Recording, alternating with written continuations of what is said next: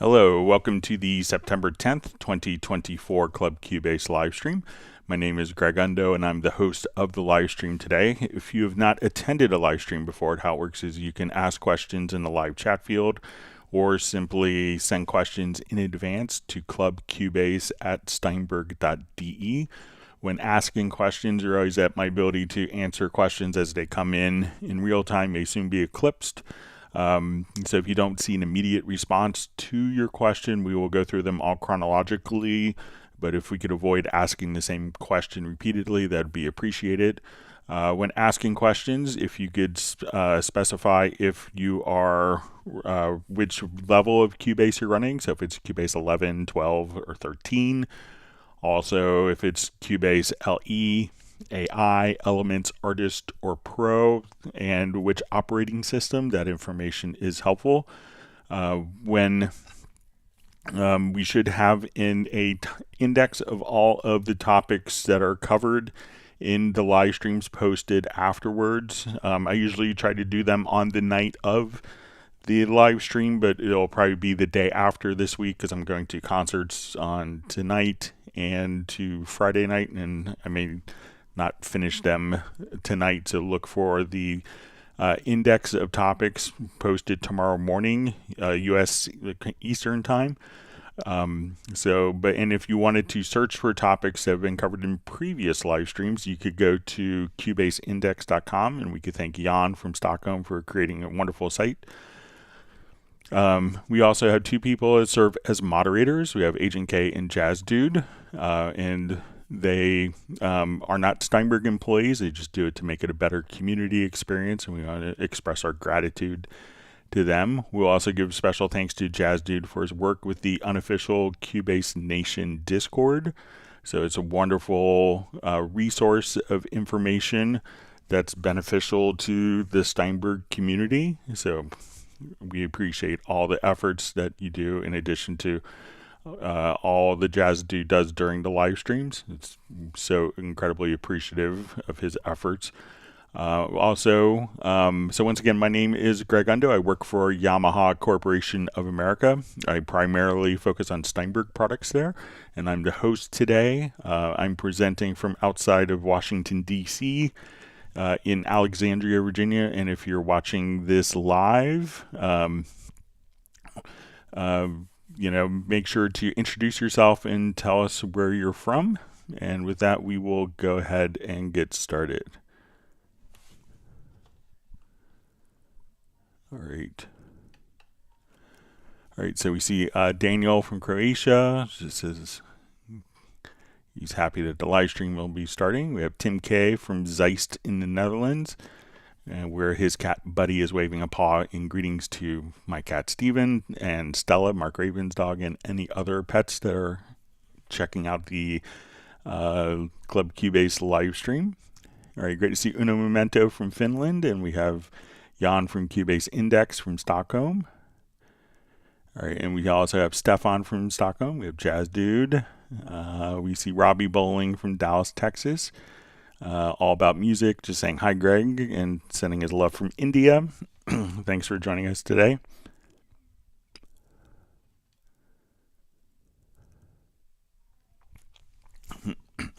All right, and we see kind of the first question from All About Music. It says, some samples have GM. What are those exactly, and how are those different from others? So what GM, let me clear my throat. What GM stands for is General MIDI.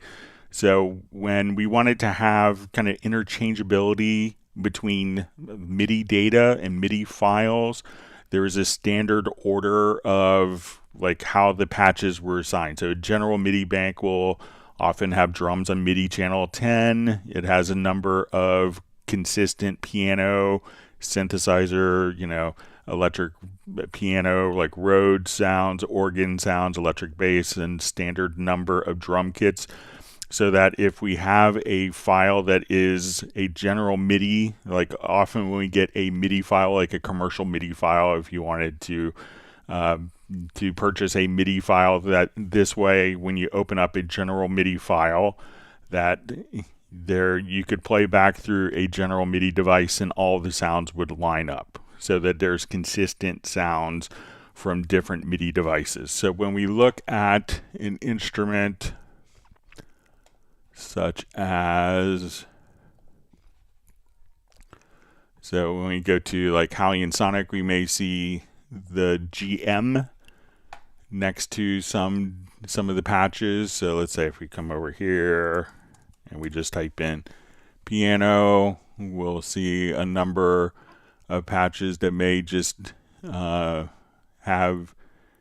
GM as kind of this as the suffix, and that would indicate, so we see GM 001.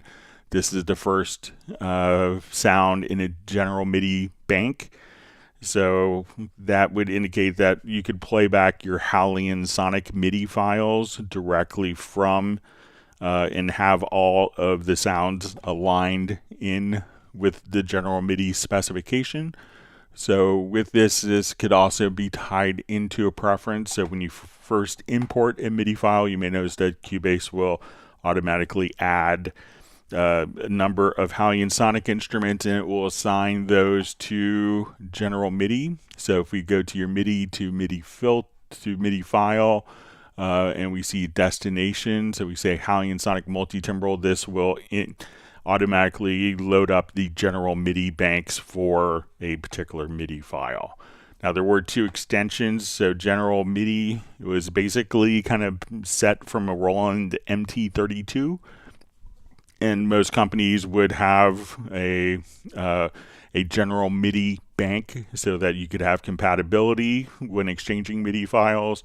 Roland subsequently, I think in 1995-96, came out with GS, which is an extension, and Yamaha came out with XG, which was another extension, but the GM is indicating that it's part of a general MIDI bank. So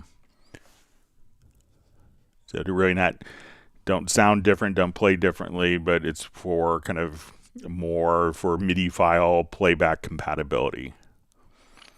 All right, so we have Anders McCormack. We have Unseo sending salutes from Korea. Thanks for joining us. Or is it very late or very early, how you look at it in the middle of the night? Thanks for joining us from Korea.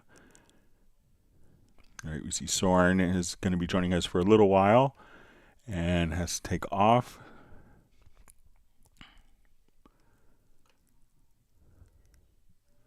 But he gave his thumbs up. All right, so we have a question from Creative Guitar Workshop. It says, when importing video into Cubase, my audio is adding a frame and a half. Can't see it because unless you zoom in, the audio is out of sync with the video. Correct frame rate and tried various encoders. So it could be, let's go ahead and we'll just take a look at this. All right, so a lot of times, depending on the frame rate and what the video is. So let's say we do a new project and I'll import a video file.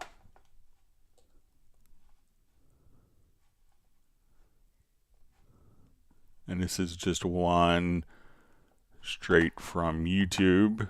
So now as we do this,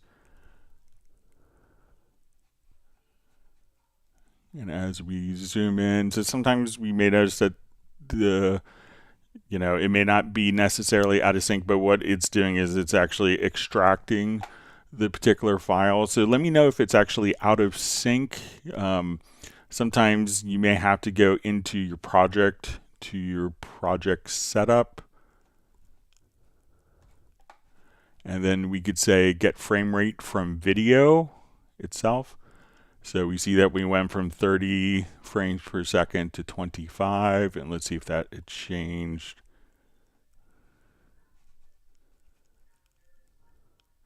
So it still may add a couple of additional frames on the video, but let me know if it's actually out of sync or you're just seeing an extension. So it may do this because, sometimes the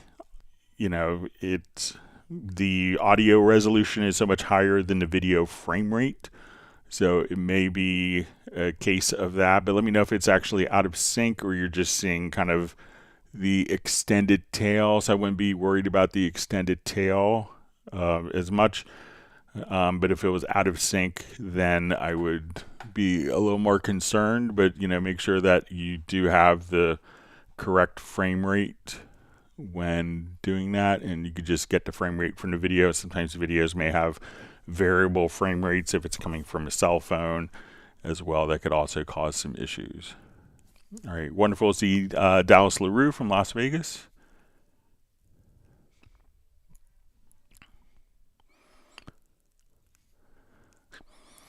All right, so we have a question from Daniel. Hey, Greg, payday was yesterday, so I'm going to get Cubase Pro. Congratulations. My first original software I buy. Would you recommend Windows 11 with newest Cubase Pro? Microsoft is no longer selling Windows 10.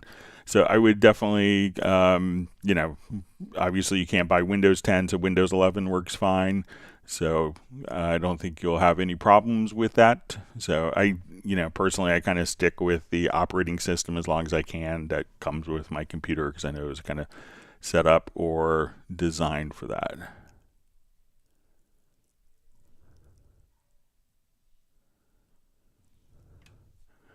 All right, so we have a question from Anders McCormack. Hi, Greg. C11 Pro. I have an issue with editing. Only if I select one MIDI note and, for example, shorten it, all the bits to the right move around. Also, I can't move audio clips to the right. Thanks. All right, so let's go ahead and...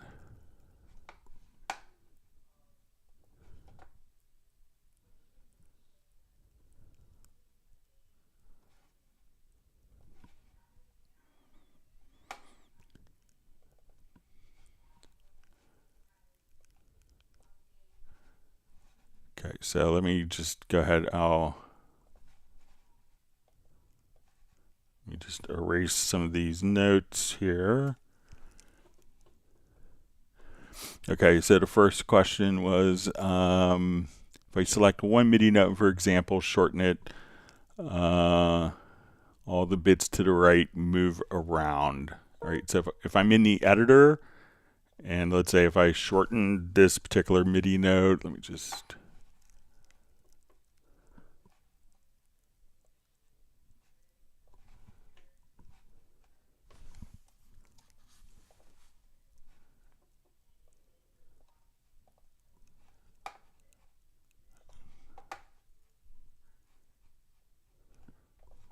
Here, I'll just draw in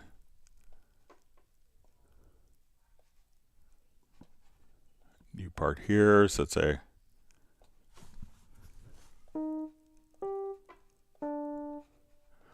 okay, so we're going to take a look. So now when I come over here and I shorten the MIDI note, and let's say I'll just turn my snap off. This isn't affected at all. But let me check just to see if we have, like, maybe your grid is set to events, if that makes a difference. So I'm not sure if you're doing it in the MIDI editor, but let's come over here to our in-place editor. So I'm going to hit Control or Command plus Shift plus I. So now as I adjust a particular note here, I'm not seeing any of those changes up here. So, but let's say if this is in shuffle mode, let's see what that does. So make sure, it could be that you are not in grid, but shuffle mode. So let's say now when I'm in grid mode, I can move or shorten the note. And those aren't affected, but if we are in shuffle mode and I move the note, that those get moved over, and I think this would also have an impact on what you're seeing. So let's come over here. Let's say if I want to move a event to the right,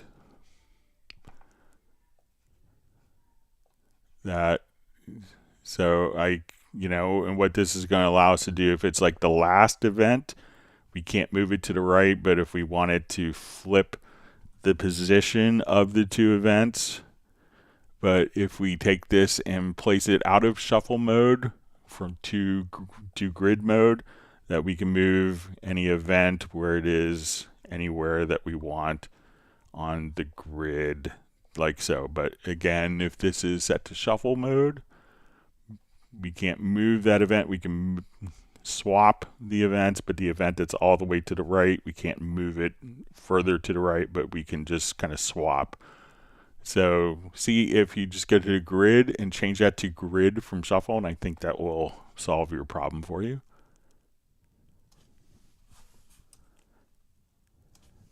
All right.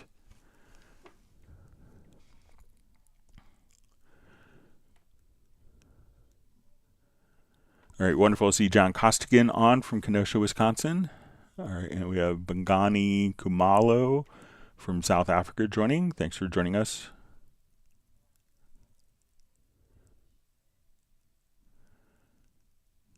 All right, so we see from Jesus Lamelli, says, thank you, Greg. I was able to recover my friend's Cubase 10.5 and update it to 13 elements. That's great. All right, so we have Plentian, also sending greetings from Siabanga in South Africa.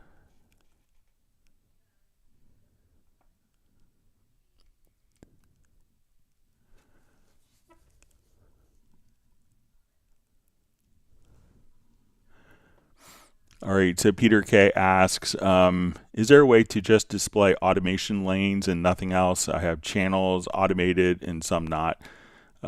So, you know, there's not a way to, you know, because the automation lane is tied to a particular track, so that if we hide a track, so let's say if we go to our visibility and we hide this track, the automation, because the automation is a subset, a sub-function of the selected track, so we can't see the automation without the particular track being visible. We can't make the tracks really small. And let's say if we do this and we have, let's say, our automation, so let's make our automation lane really big and this track really small. So we could do something like that, but the track itself would always need to be visible.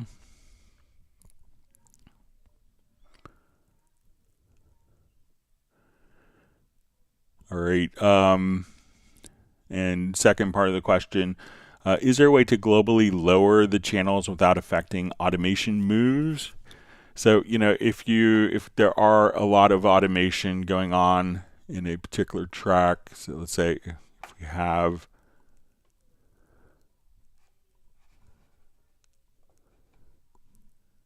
let me just revert this.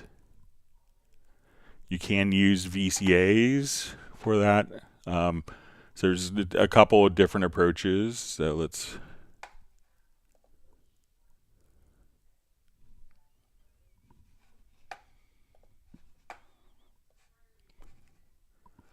okay, so let's say if I have automation going on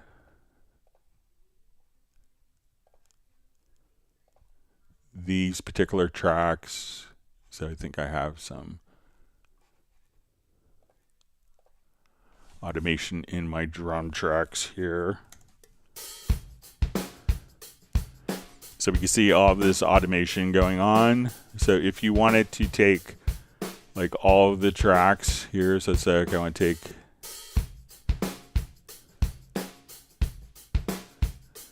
we'll select our top track and let's say our bottom. Then what we could do is right click, and we could do this for all tracks, but let's say now we could add what's called a VCA. So we could call this like a mix VCA. So now we have our automation. If we open up the automation lanes, we could see all of the automation.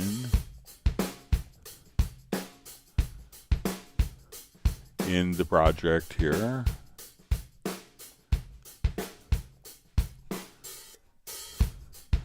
And we're going to see like a green colored fader. So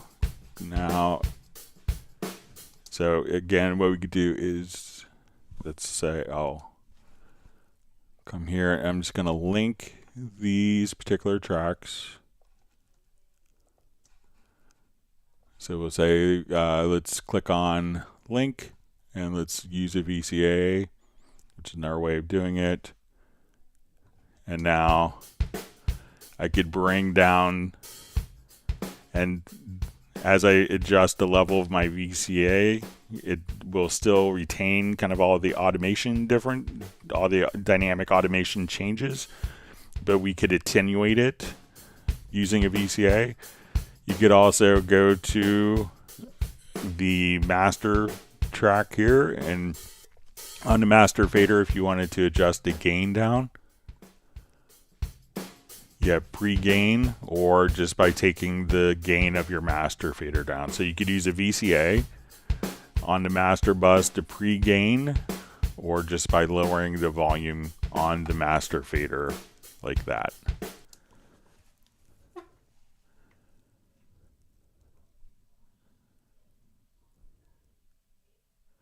So let me know, Peter K, if that makes sense. There's also ways to use the Project Logical Editor to take and trim automation as well. If you want that approach, I could show that to you as well.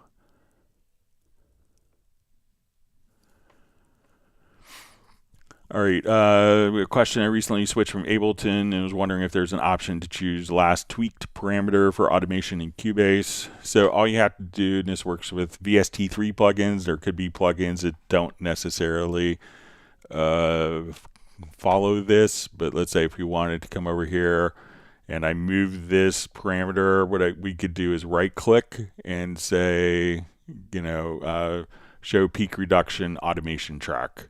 And now that would automatically open up the peak reduction automation track on the project window for you. So try right clicking on VST3 parameters and just say show input automation track, and that will automatically open that up and expose it for you.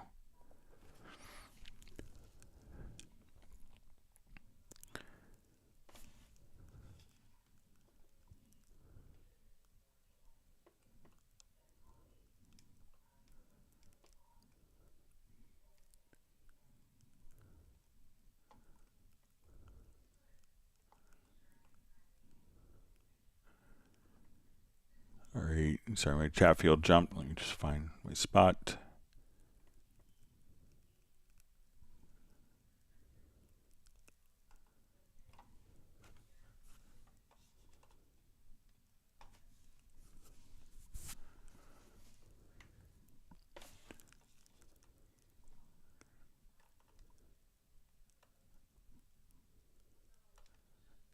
Sorry, just looking for my spot to make sure I don't miss any.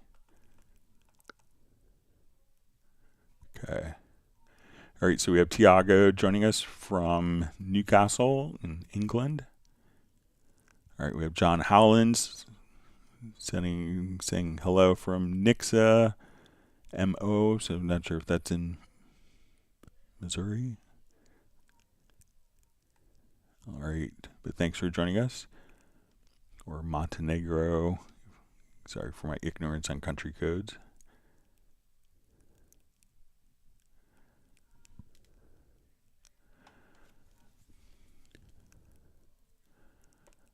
Okay, so we see if you're allowed to say, I'd like to know what's the laptop you say is 10 years old, it serves you well, if it'll work for the newest Cubase Pro. So I'll turn it on here and see if I get the specs while we, give me a second, see if I could get it on.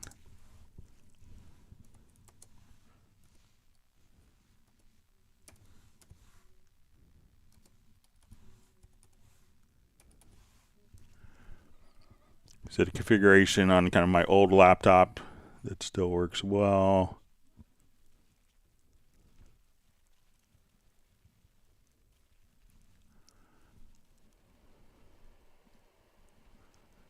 So it's 16 gigs of RAM. Let me just...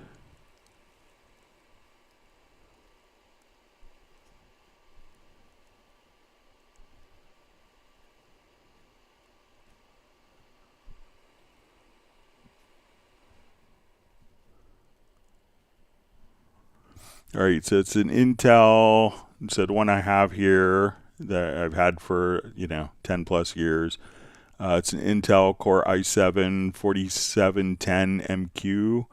CPU is 2.5 gigahertz, 16 gigs of RAM, running Windows 10 64-bit.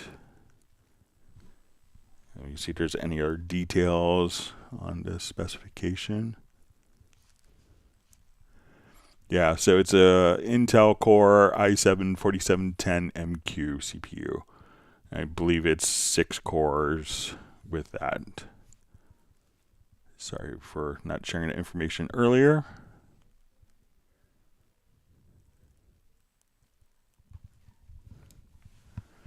All right, close this up.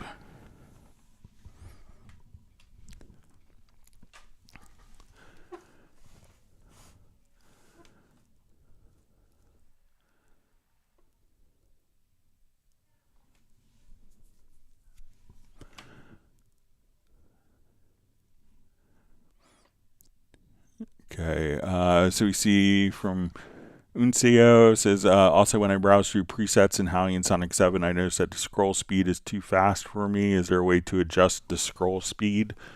All right, so let's say if we come over here and let's just add an instrument track.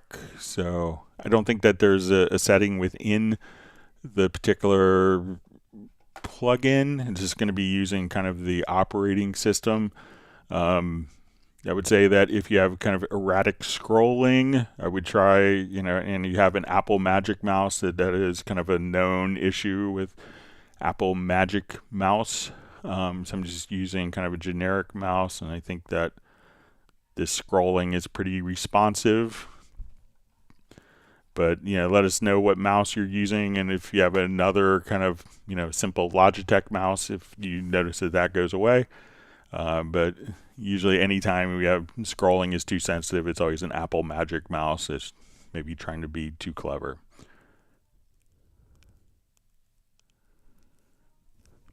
All right, Tiago asks, question, is there a way in VariAudio to set the cursor when clicking on empty space? I know it works in the project window, but this feature in VariAudio would be nice. Okay.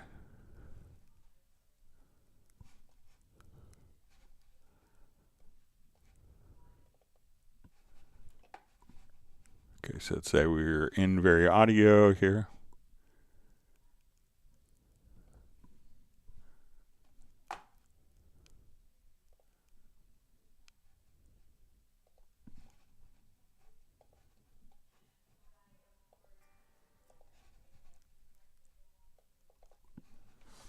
Okay, so I think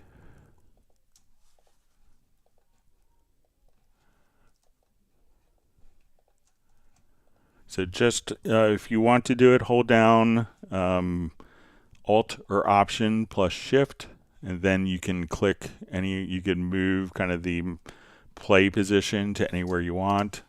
You wished it all away. So let's say if we're here, I could just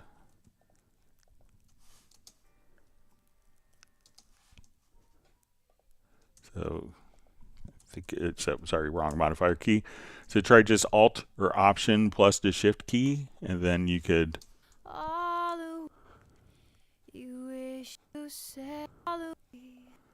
and then you could just kind of navigate anywhere that you want.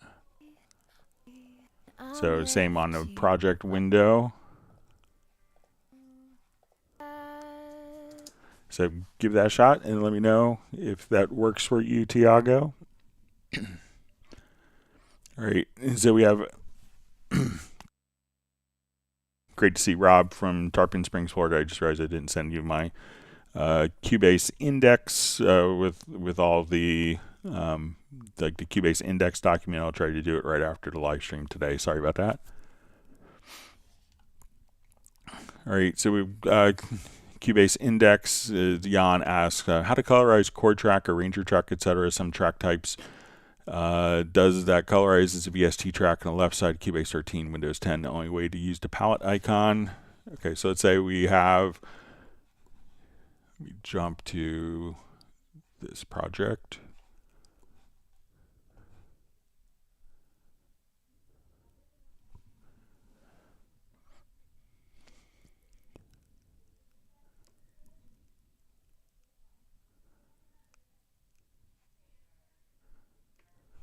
Okay. So it's like we'll do chord track first. So I think really all you have to do is, guys, you come over here, you could select your colors just by control clicking or command.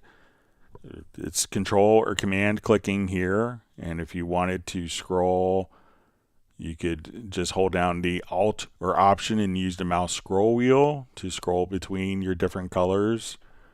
So whether that's going to be for tempo track, chord track, and let's make sure I have all the track types covered.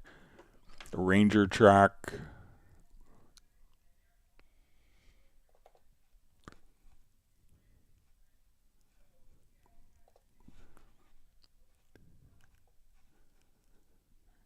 so again, you could just alter option plus use your mouse scroll wheel here to the left and scroll through.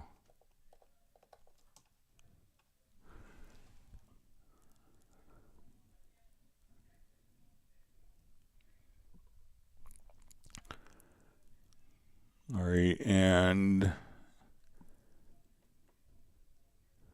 right, so it's just cut chord track. So some track types don't colorize as a VST track on the left-hand side. So, but let's say, and it could also depend upon your preferences. So let's say if I come here to preferences and under user interface, we go to track and mix console channel colors. So we could say I want to use previous track color +1. So let's say if I go to a new project, and I believe that this will auto colorize the particular events.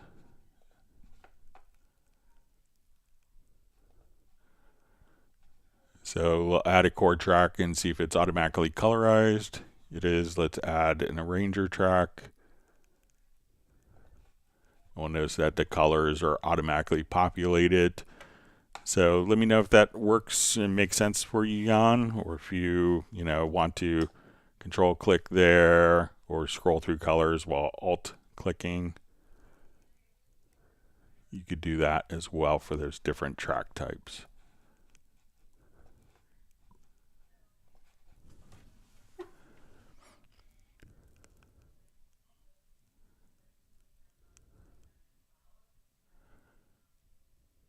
All right, so we see from All About Music, some samples have note expression as suffix. What does that indicate, Greg?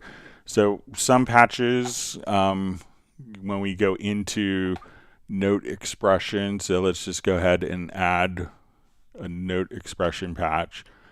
So some patches are specifically set up for doing note expression. So let's see, I think if we go to Retrolog, we may see some.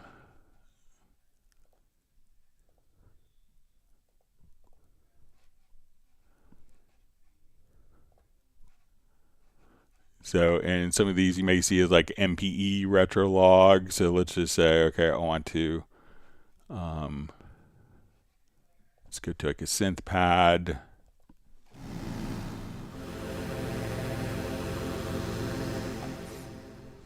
Okay, so I'll just solo this track, put it in record, and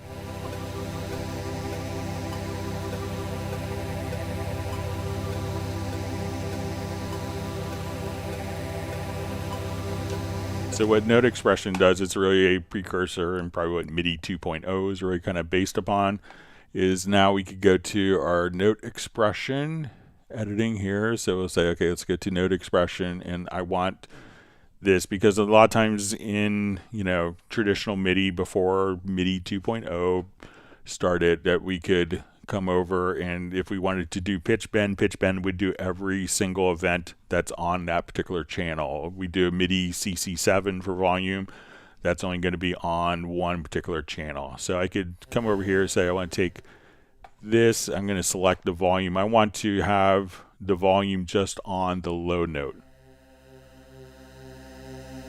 and have that get louder. And let's say my middle note, I want to be able to double click, and I'm going to select tuning. So on my middle note, I could say we want to start sharp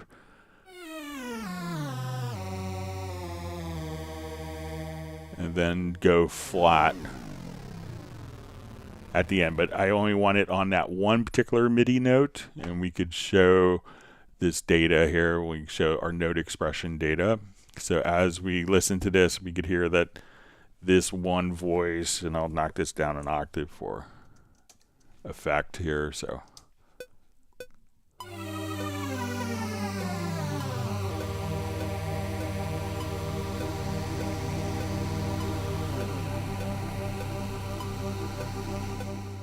if I wanted to make this note get softer, I could adjust the volume. So this allows you to, with VST 3.5 instruments, Halion, Retrolog, Patch Shop, Halion Sonic, we could have independent controllers for independent pitch bend or resonance on one particular note. So let's say, okay, now I want to get a resonance.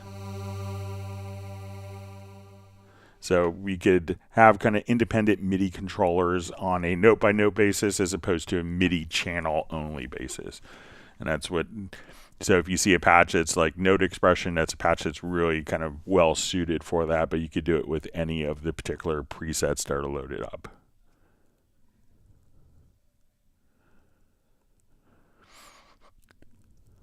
All right, so we see question, I upgraded from Plentian. I upgraded to Cubase 13 yesterday. Thanks for your help. Was hoping to get the percussion kit on Groove Agent. Please show where to get one. Same as they show on the Cubase website. So if it's with the percussion agent, that's going to be in the full Groove Agent. So that's not the Groove Agent that comes with Cubase. You get Groove Agent SE, the full version of Groove Agent, which you could get as part of Absolute 6. For if you have Cubase Pro now, you could get the loyalty discount for 70% off. But so if we go to full Groove Agent, and this is a separate purchase, and one of the things that differentiates the full Groove Agent from Groove Agent SE is the inclusion of, not only 4 different agents that could be run simultaneously, but one of the agents that you'll have is going to be the percussion agent. So if it's this one that we kind of come over and put this on, this would actually be in the full Groove Agent.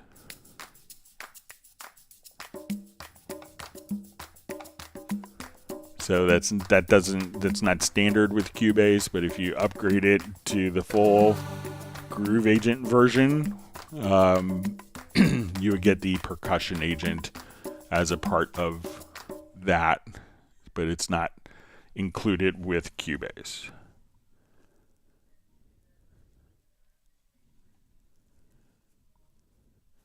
All right, so you see from Creative Guitar Workshop says it's out of sync, however works fine in Studio One. I've tried everything. So, let me know if you want to send the video to me. And if you want to share it with me via like WeTransfer or something like that, you could send it to me at share it with me at clubcubase@steinberg.de. But let me know if it's like a video that's coming from a cell phone, what the frame rate is. But obviously it shouldn't be out of sync, but if you want to share the file with me, I'd be happy to look at it.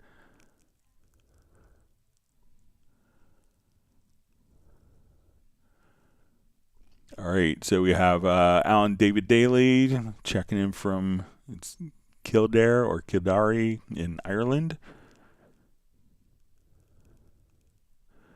Okay, so we have assistant says bug, setup window and the mixer stops working after a while and the window has to be closed and reopened to get it working again. So let me just go to, sorry.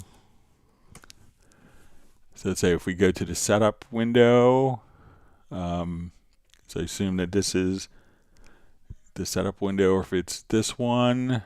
Okay, so we have a setup window layout.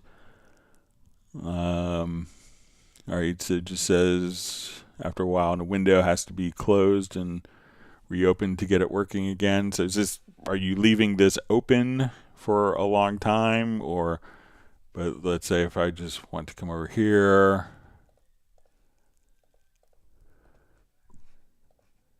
do that. So let's say if I go to this setup window, it seems like I haven't had any issues, but I tend not to leave it open all the time. So let me know if you're constantly leaving this window open, or you're kind of opening it and showing different parts and then closing it, or if you're keeping this open all the time. And maybe it's something else is getting focus, but it seems, let me know how long you're keeping it open for. But I haven't run into any issues with that.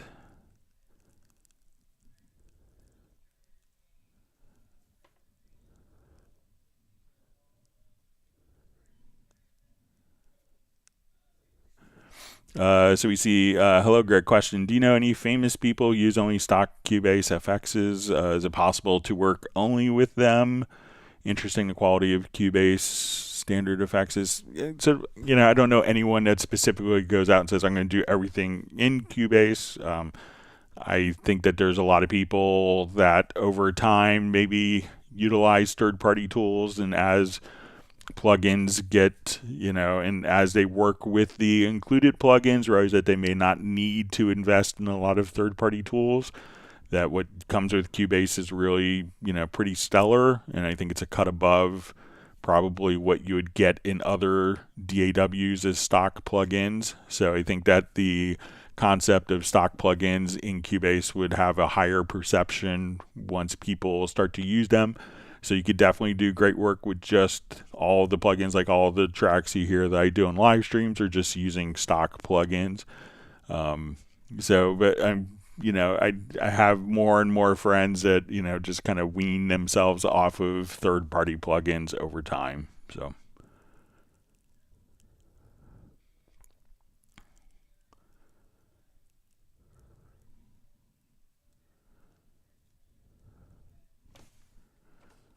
All right, so we have Sven who's asking WaveLab Pro question 1, when importing files to Montage, copies of these are generated in a folder in a Montage location audio. How to turn this feature off? I'm sure it's a preference setting I can't find. So let's take a look.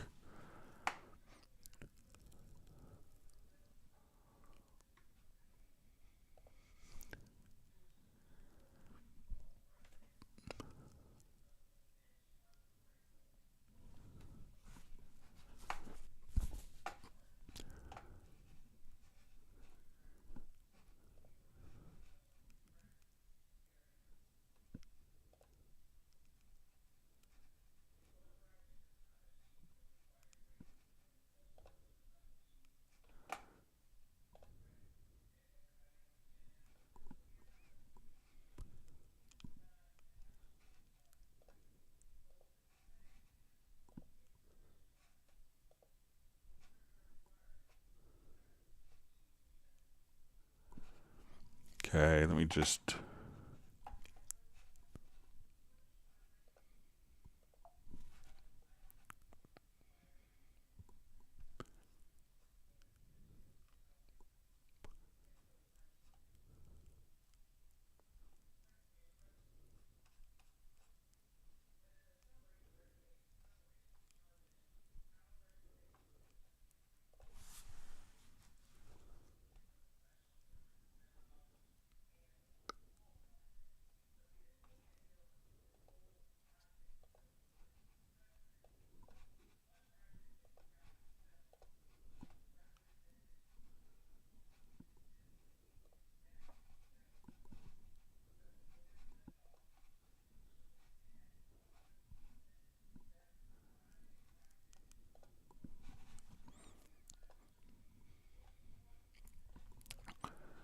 Okay, so right now we are...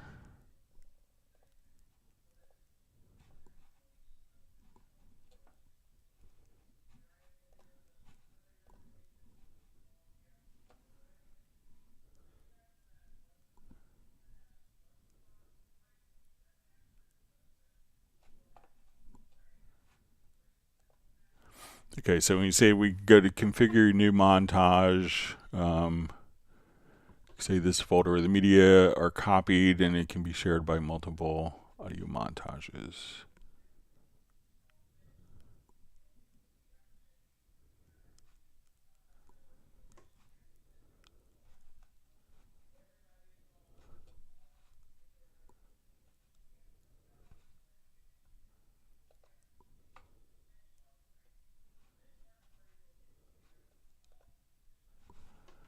right, so I'm going to insert some audio files.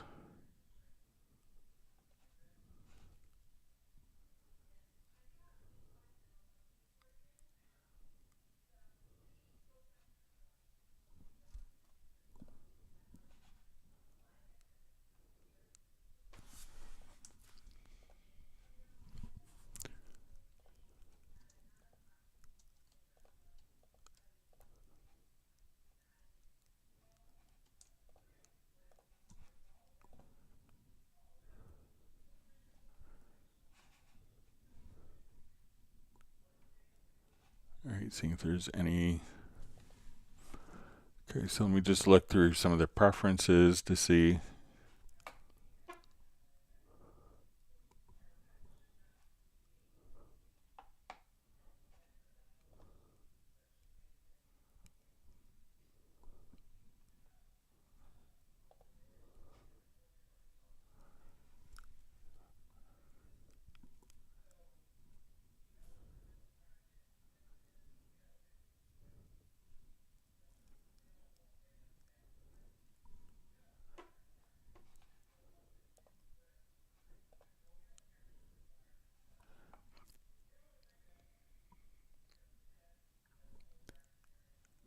All right, just reading through these preferences here.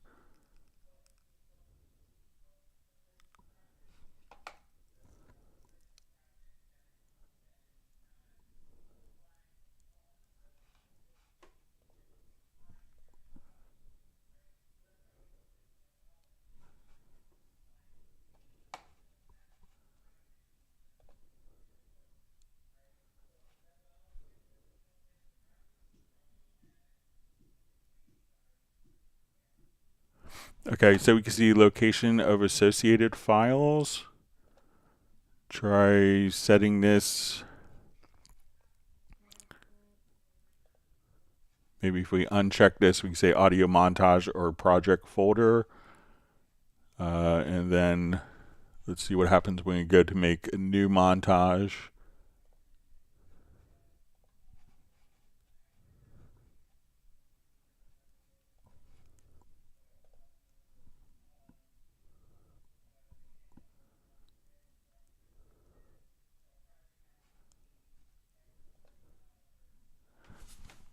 All right, and we'll do Sven test here. And let's see if I set it to the same folder.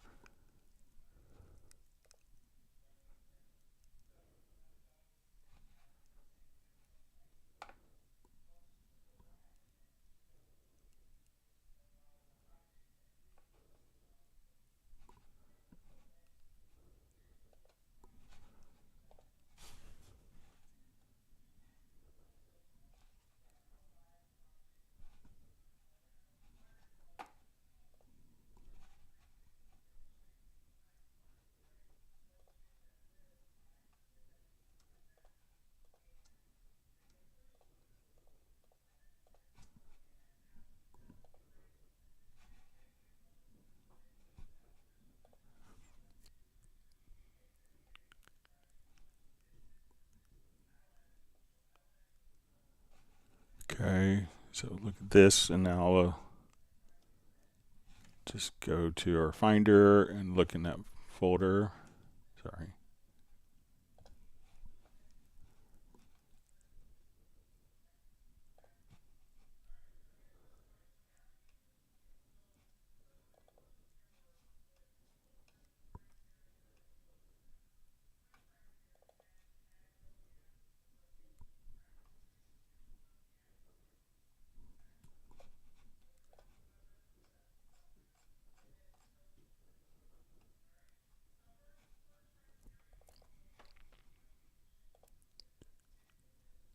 So it looks like it will copy it over.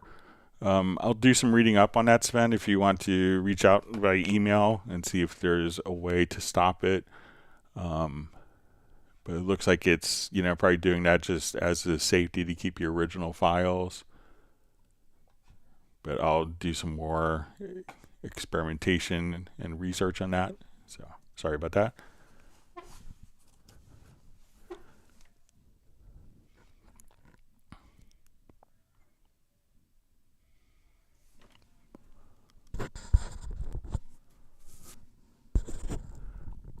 All right, so we see Hardik Joshi asks, hello, sir, what is the best way, in your opinion, to start a pop song, like with drum loops or chords or melody?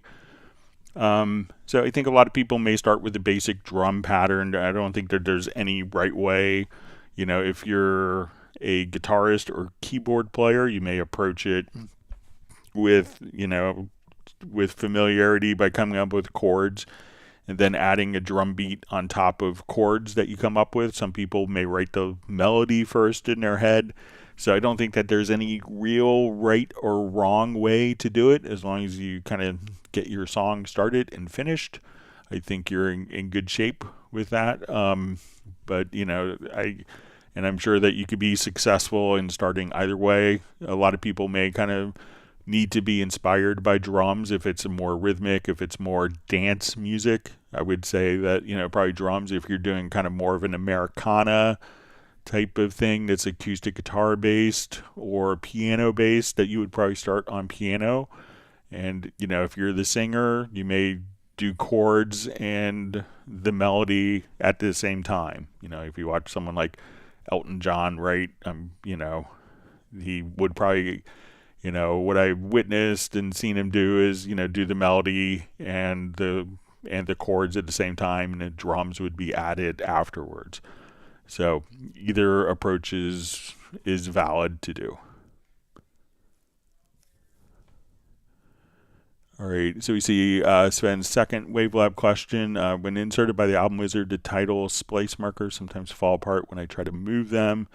Is there any way to avoid this happening? All right, let's take a look. Jump back to WaveLab.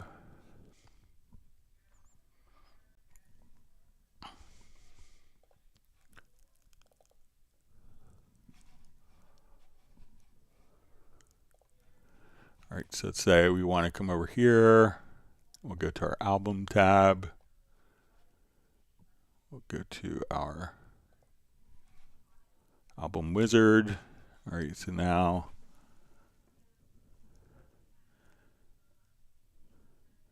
the splice markers sometimes fall apart when I try to move them.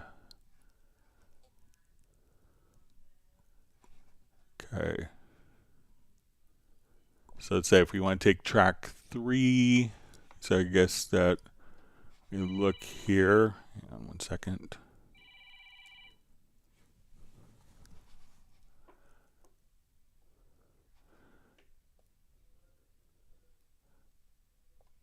So I'll move track 4 to track 3.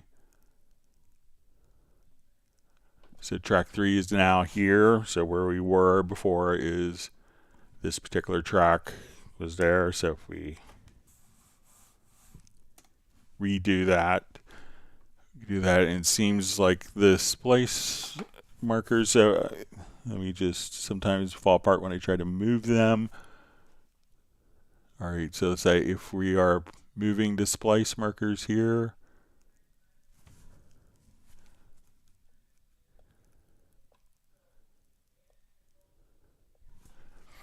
and there could be a setting,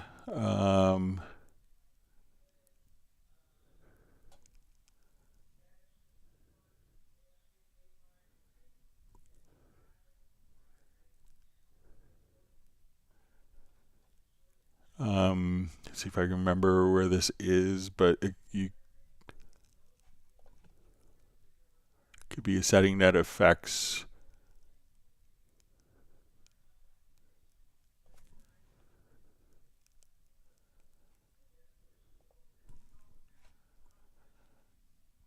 but you could try to so here we could do it, but there is like a I'm trying to remember the name of the function.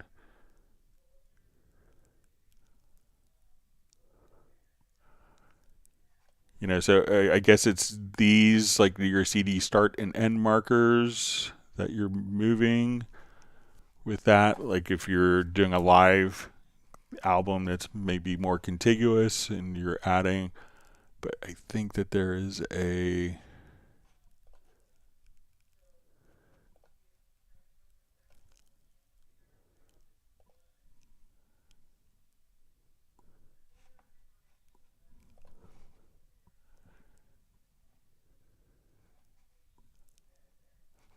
You could check to see if when you do the check CD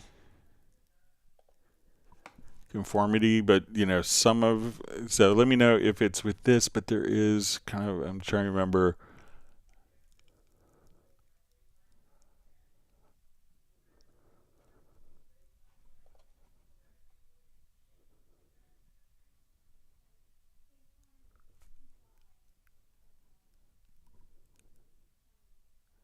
But there is like one setting, I'm just trying to remember the name of it.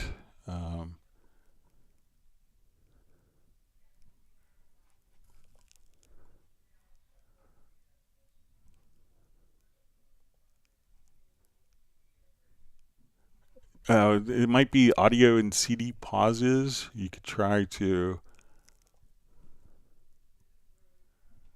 yeah. So try under options. If you run into issues, try unchecking audio and CD pauses and see if you get if you check the CD conformity, if that works there. But you might have to just turn that option off, audio and CD pauses.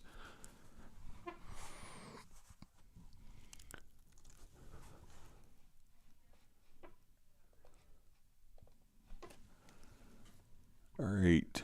Wonderful to see Val checking in from Vienna.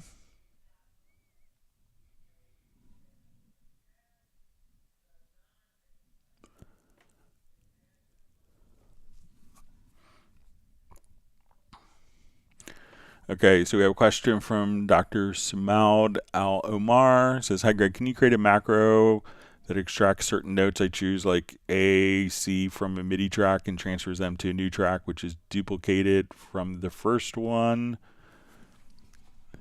All right, so let's say if we have notes here. So let's say we want to take C3 and A2.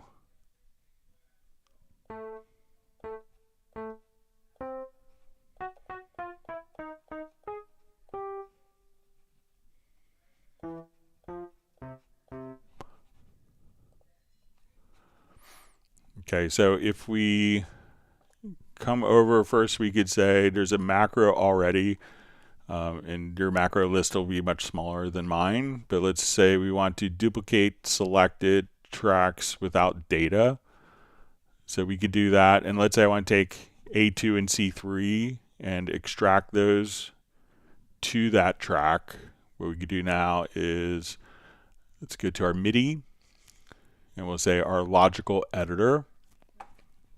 And we want to extract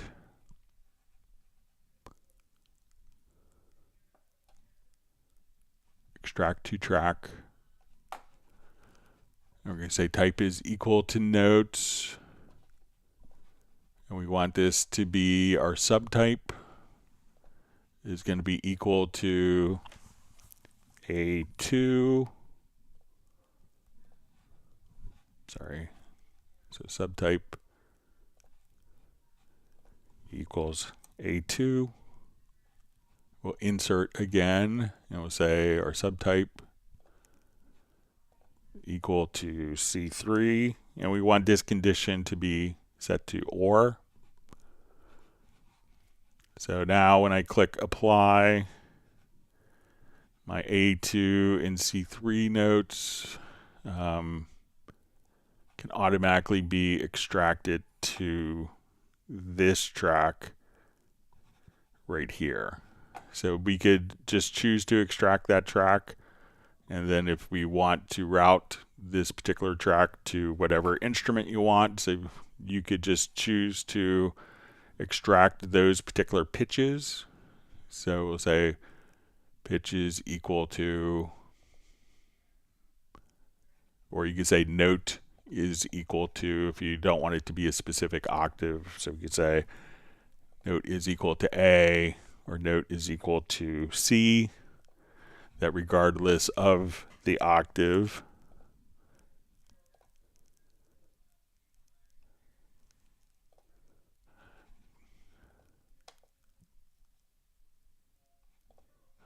we could extract all notes A and C to a particular track. So I don't think you need to make a macro, but you could extract it to a track. It'll go to the bottom, and then you could just route that particular track to your roads.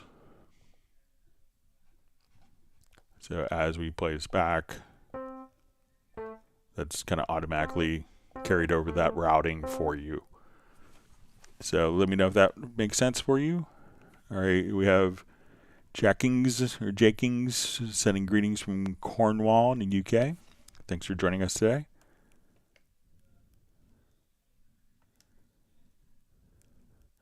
So Anders McCormack is just saying, thanks, Greg. Legend. All right. All right, so the question is the e-licenser now obsolete? So, older titles will still be utilizing e-licenser, but, all the Steinberg titles have been released in the last 2.5 years or have all been on Steinberg licensing. So we won't be able to do a new e-licenser activation next year. At some point, the e-licenser server is going to be turned off, and that would include if you wanted to update to later versions that are using the e-licenser. So if you have Cubase 11 and you want to go to Cubase 13, if you wanted to have the discount of the update, that's a great time to do it, because you may not be able to do the update from 11 to 13 after the e-licenser server is shut down. And now's a great time to do that with the 40th anniversary promotion.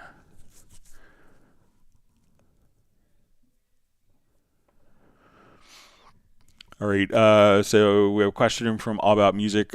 What is the most effective way to create flourishes runs, like using harp or flutes? Okay, so let's say we want to do a quick harp run, and sometimes you may want to do like a 19 tuplet feeding into like something. So let's say we want to come over here. Let's add an instrument track. I'll go to Halion Sonic.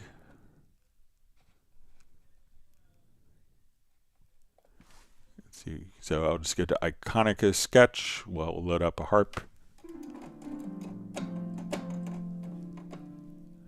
Okay, so we have a harp sound. I'll make this a little louder so it's easier to hear. All right, so what I would do if I wanted to do just a quick like flourish of notes.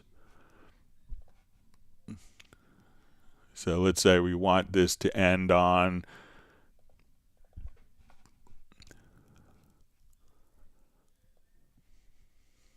all right, so we want this to end on a big C chord coming up here. Let's make it a B chord, just.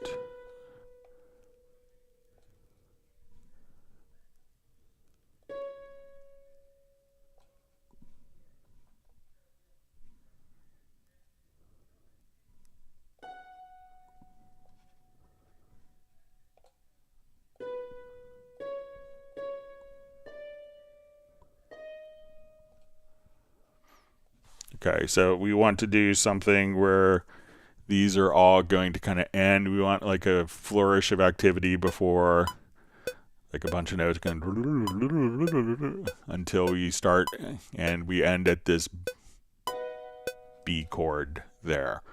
So let's say, okay, I want it to be in the key of B major. So I could come over here to the scale assistant. I'll say, okay, we're going to put this into B major. And I could say, let's just snap live input. I want to come over here and let's say we want, I'm going to do step entry. So I'm going to turn on my little staircase here. I want, let's say, my quantize value.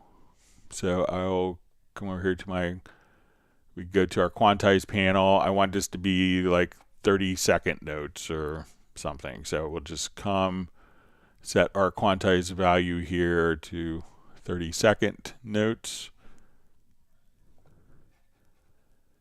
And then I could just, all right. So I will just, whatever notes I hit here,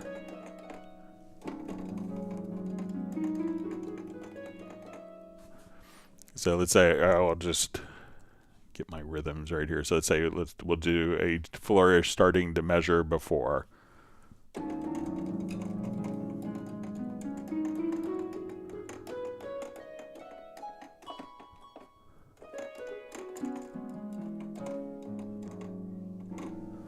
So now if we listen to this,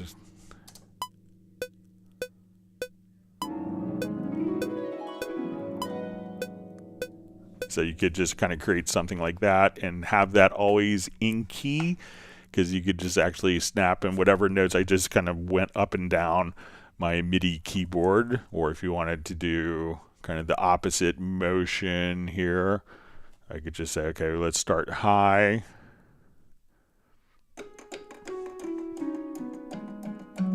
And then I'm just hitting white keys here.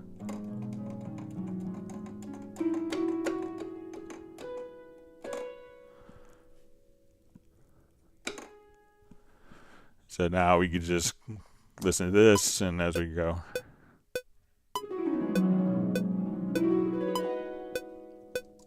And you could have your harp flourish, just super easy.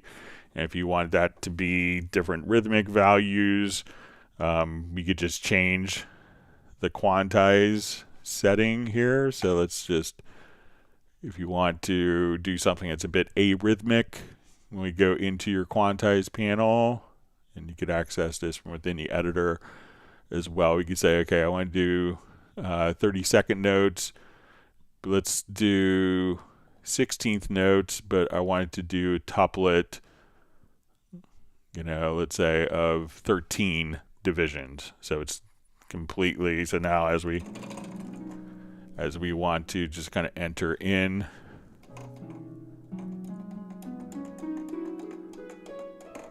so we could have kind of smaller divisions like this if you wanted to just kind of lead this in. So a number of different rhythmic divisions that you could have, and just have this come right before. You just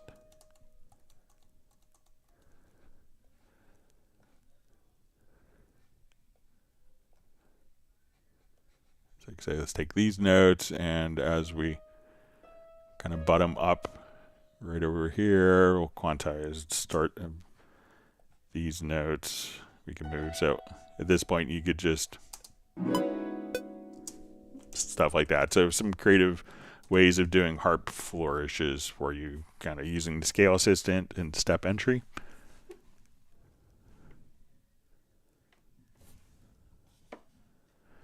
All right, wonderful to see Razel checking in from Denmark. Great to have you on.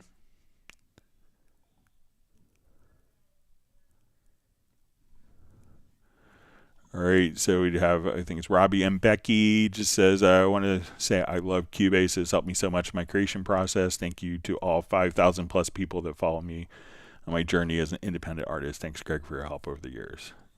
Thank you for the kind words. And we're glad that Cubase is helping your creativity.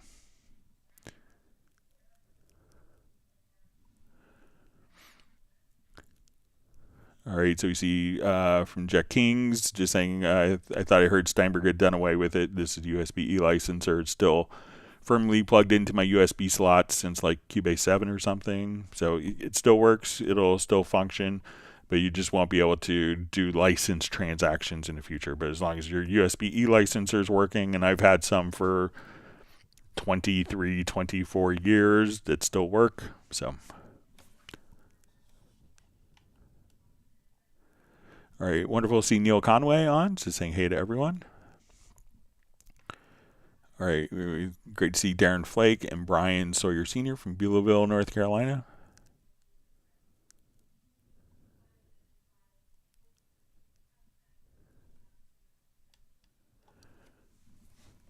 All right, great to see Rob Hill, and he says, I installed Cubase Pro 13, and now the updated Halion Sonic library gives me errors in Nuendo 12.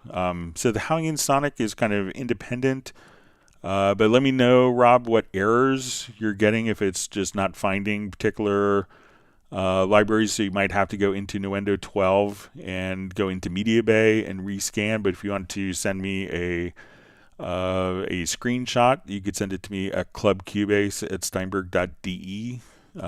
But it should be that the content, should, you might get a missing content message for some content that's in 13 that's not licensed in Nuendo 12. So you might have something like that. But let me know if it affected your Nuendo 12 content, or it's just Nuendo 12 isn't seeing some of the content that's licensed for Cubase 13 or Nuendo 13.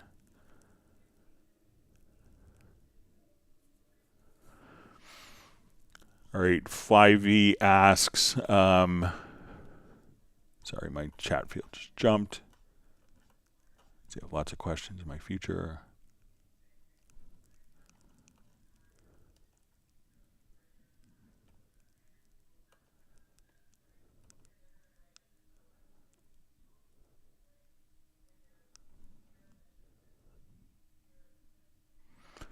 Okay, so Flyv's question is, when grouping tracks, where does EQ and inserts go on each of the tracks, or in the group channel, or is either way fine? So either way is fine. So if we have a channel here, so let's say we have on this particular channel, we have EQ on this channel. And if I send this channel to a group, so we'll add a group track. Okay, and we send this channel to this particular group, that this EQ from audio 6 here is being fed into the group channel. So the audio from this EQ on track 6 is being fed into the group channel. Now, sometimes you may want to take like all of the background vocals, and instead of EQing or applying compression on each of those, you may want to compress or put EQ on the group channel so that 4 or 5 parts could be treated as one particular part to kind of give it more cohesiveness in the mix. So if that's the case, then you could use a group channel, but it's really, the EQ can go either location. So sometimes it's common for people to take a number of background vocals and, compress it and put it through a little bit of EQ. And that way you process one single entity of the group as opposed to doing 4 or 5 different parts. So, but whatever sounds good is good. All right, so we see from Petit to K, just saying, or Petit to K, just saying thanks. All right, we have Zounds by Timo saying hello from Wisconsin. And Recyclop from saying hello from Finland. All right, so Jack Kings asks, when programming MIDI strings, is there a way of changing the volume or strength of a note over a single MIDI note length? Yeah, so let's take a look. And this is why we could use MIDI continuous controllers, because strings, unlike some instruments like a piano, once you hit the piano note, it's hard to change the dynamics. Or once you hit a drum, you can't really change the dynamics. But with a wind instrument or a bowed instrument, you could do a crescendo on the particular instrument and do that. So to do that in MIDI, we'll add, let's say, just a Halion sonic, and let's go to like a string sound. Again, we'll go to your included Iconica sketch. So let's say we'll come here to our cello, and I'm going to put this on like a legato patch. So as we work with legato patches, and we see that I'm going to move my modulation wheel. And my modulation wheel can just adjust the dynamics. So let's say I want to put in a quick musical phrase here.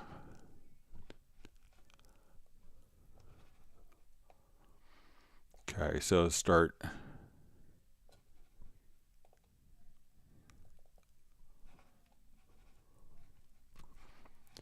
And I'm going to go to my expression map and import the key switches for this particular instrument.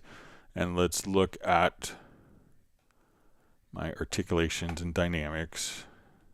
All right, so we're going to come and let's put in, we'll come here, let's put in like a staccato note. I'm going to take it out of step entry.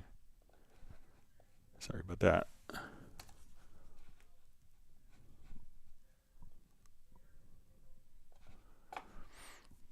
Okay, so let's say I want to go.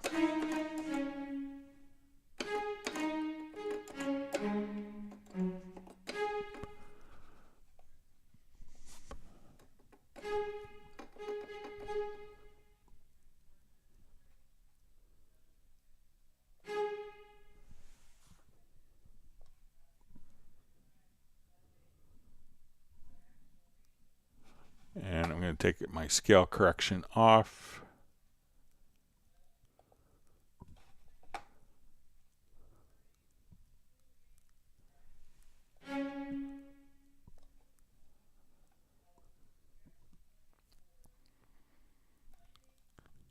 All right, so I just want to do like a dun dun dun kind of sound.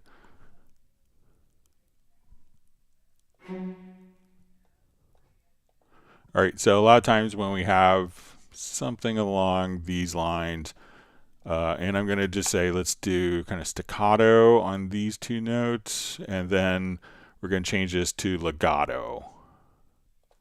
So as we listen to this,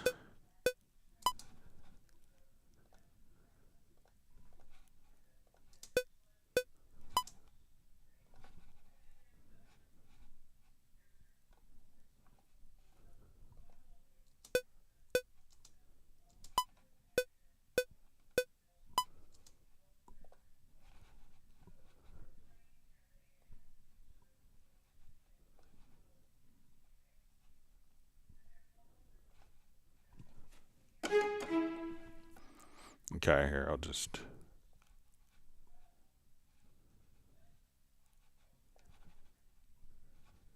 move these notes over, sorry.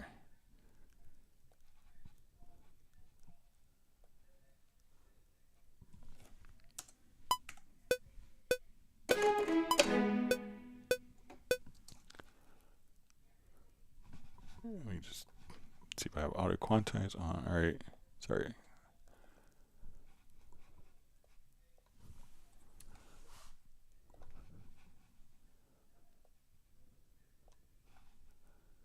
Okay, so we have something like this going on.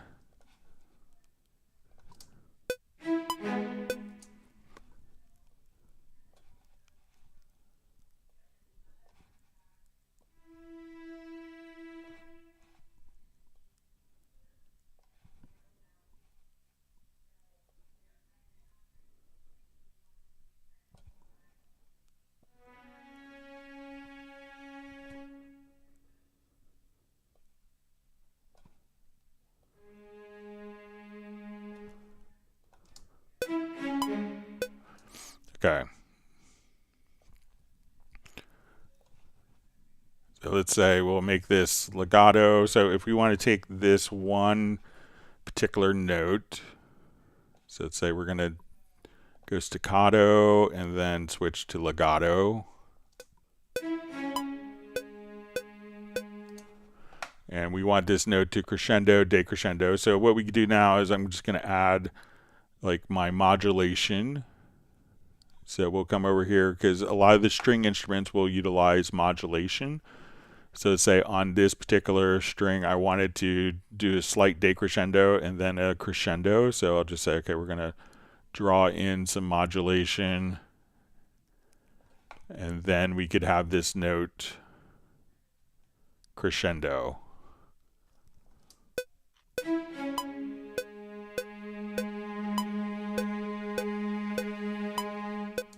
And if we wanted that to crescendo over time more, I could just elongate this event and I could grab my line tool and say, okay, we want this to crescendo over time just on that one particular note.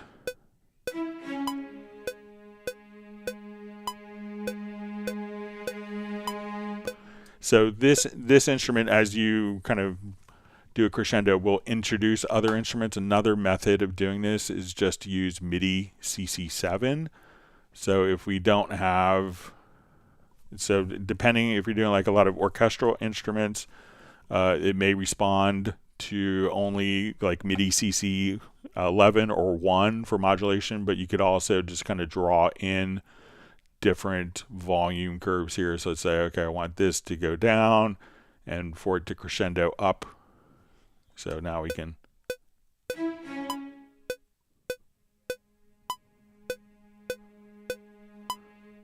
But a lot of the instruments will actually, you know, like Iconica will actually kind of bring in more instruments and increase the intensity once you're using kind of the dynamics controller of modulation by default.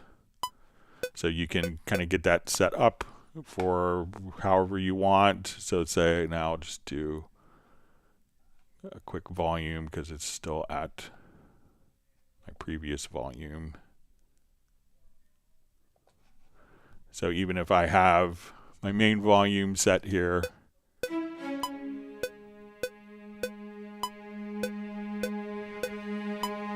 so one note, so depending on what the instrument respond to, they'll all respond to volume. Modulation on like orchestral instruments could add intensity of the bowing and sometimes often add more musicians as the level rises as well.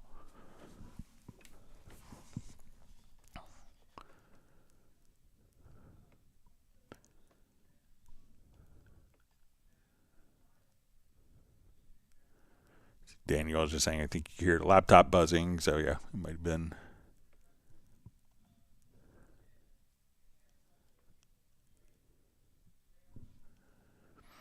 All right.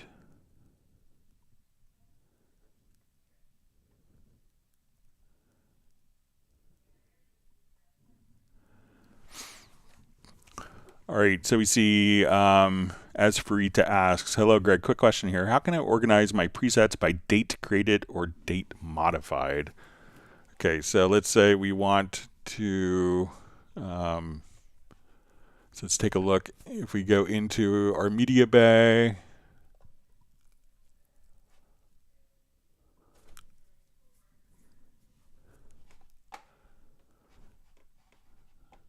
all right, so let's look for just track presets. Okay, and we'll look for user content. So let's say we have these track presets. So let's come over here to our file type and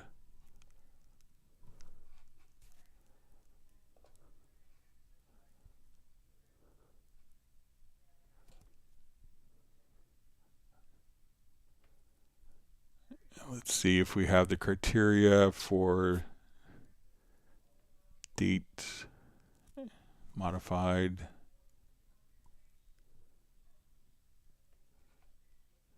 Okay, so here we can say date created.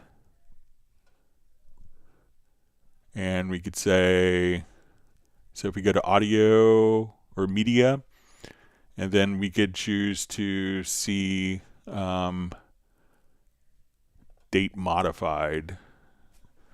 So here we could actually just look at the particular, so you can say, oh, okay, I want ones that are modified on August 19th, 2022. So we could just come over here and you can see all the dates and it will go chronologically. So you can say, okay, I want to look by ones that are created from June 1st that have been created since June 1st, 2023. So try just setting. If you come over here, and you might have to be in attributes in the media bay, but you could choose to see under media, date modified, date created, and then you could choose from there.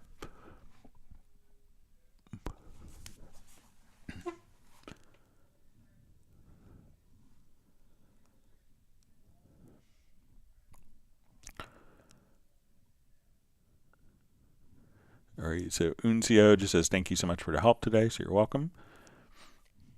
All right, Tiago says, thanks for the help, Greg, Cubase hero. So it's probably the smart people at Steinberg that do the heroic things. I just show what they do. All right, wonderful to see Daniela Da Vinci Girl saying hello.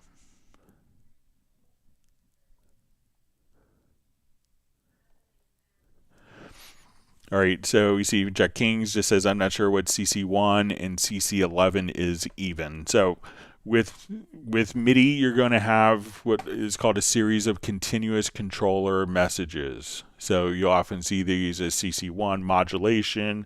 So a lot of times if you were playing an organ sound and you wanted to change the sound quickly of maybe adding a Leslie sound, you could use the modulation wheel on your controller, and then you could have the sound set up so that as you're playing an organ sound with the modulation wheel down, the Leslie rotating speaker sound isn't kicked in, and you could have that kick in when you adjust the modulation wheel. So these are different types of MIDI messages. So dealing with strings, often it could be modulation or expression. So these allow you to kind of have almost like different, when we look at MIDI CCs, just like what we saw here. So when we look at, let's say, our modulation data, that we can have data that kind of drops down in value. So if we wanted a strings, we can say, okay, I want that to drop down, and then I want the intensity or the volume of how that sound reacts as it increases. So a MIDI continuous controller message will have 127 values. So if you wanted something to kind of change and go up and down, MIDI CC messages are a good way of controlling the instrument to those types of curves that have been drawn in.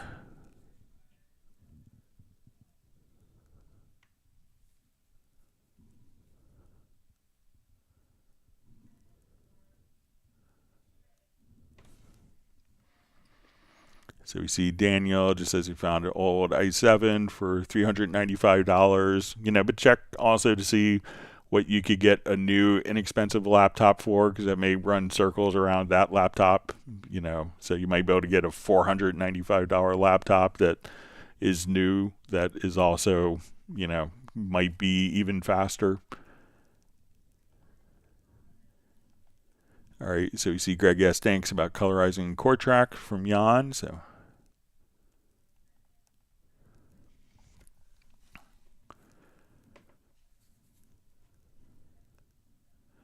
all right, wonderful to see Michael Marshall checking in from Somerset in the UK.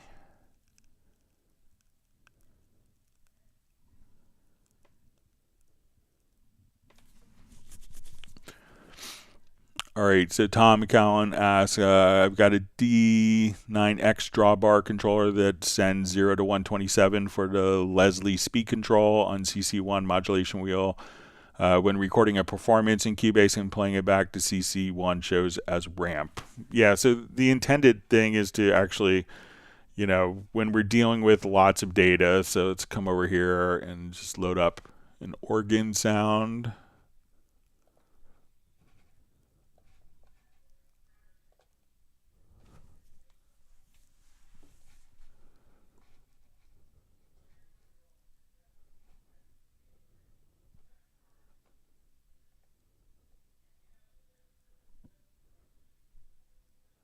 All right, just so I can find, okay, so it's our Model C here. Okay, so now as we go to play our organ, I move the modulation wheel.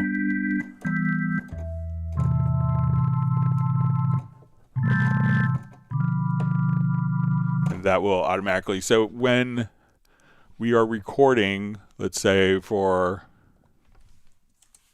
a part here, and I move my modulation wheel, and we'll look at the part here. So we'll say, okay, we're going to look at our modulation wheel.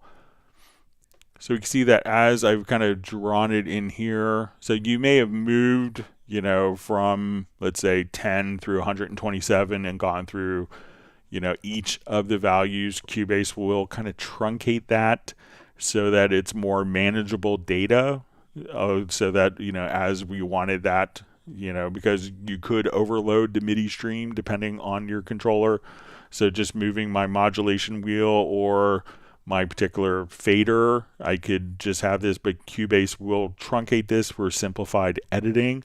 And you could always just kind of double click and add more points if you needed finer control of the editing of, you know, how the modulation data occurs. But, you know, people were running into MIDI timing problems on external instruments because the instrument couldn't respond, or it could be clogging the MIDI data stream for small intervals of modulation data when there's only so much to go to like external instruments or to VST instruments.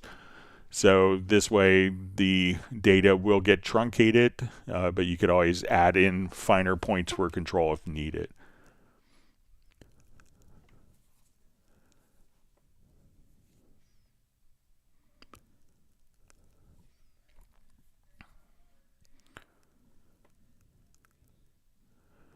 Okay, so we see All About Music says I created 10 instruments in Halion Sonic instance. When I close and reopen Cubase, the modulation wheel goes to 0 for all the tracks. What could be the issue?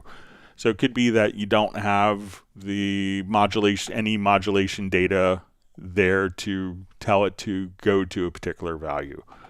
So let's say if I come over here and we go to an instrument track, we'll go to Halion Sonic. All right, I have my modulation wheel up. Let's load up, let's say, Model C organ again. So we'll, all right, so I'll record.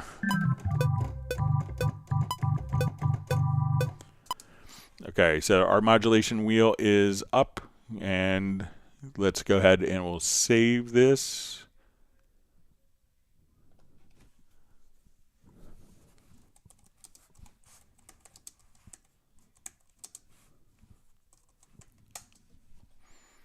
Okay, so when we save it, the position is up.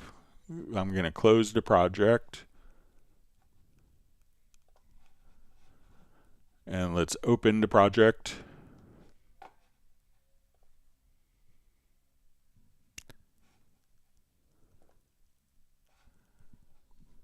And we see that it's now down.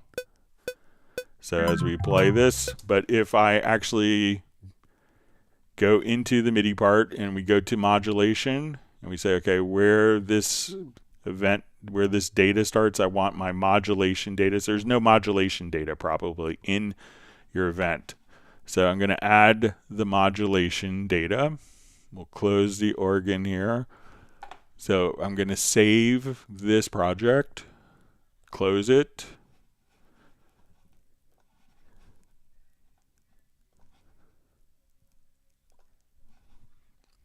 We'll open it again, activate it. All right, and now we see that we have the modulation data here. So as we play,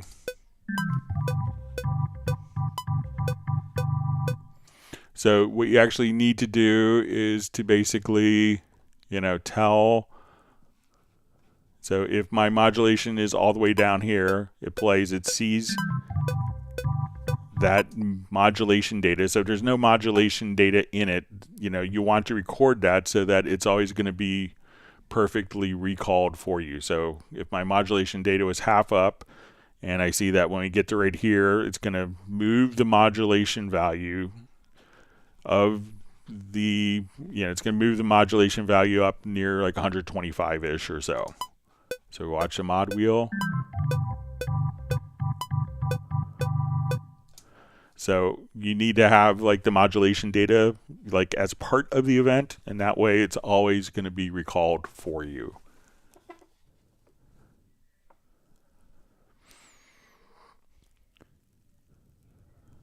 All right, so we see Jeff Thurston just saying hi to everyone. Thank you, Greg, for answering my emailed question last week. It helped me. Yeah, let me know which question it was, just out of curiosity, but I'm glad it helped.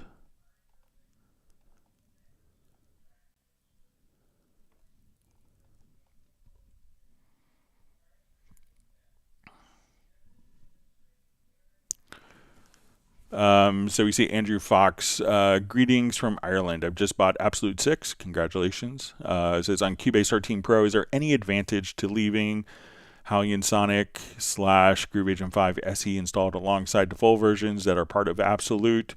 So I think that the actual programs are pretty small, and if you have projects that are specifically, referring to Halion Sonic SE or Groove Agent 5 SE, I think that they might load. But there's a chance that it could be looking for, Groove Agent SE as opposed to the full Groove Agent version. So I would just leave them installed unless you're really, really hard up for hard drive space. So, all right, wonderful to see Catherine Leduc checking in from France. Thanks for joining us this evening. All right, Robert Daisy Wave saying hi, Greg. Enrique Marsal just says, guess me.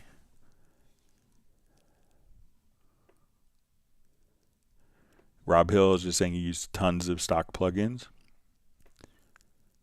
Rob does all sorts of great work, so check that out.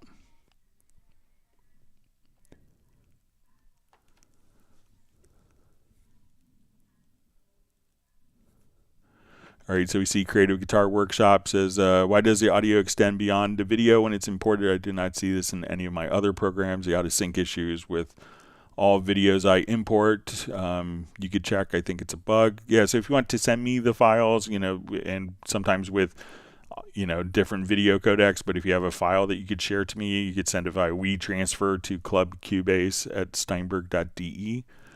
But again, sometimes, audio has a much higher resolution than what you actually will see in video, which is only going to be frame accurate.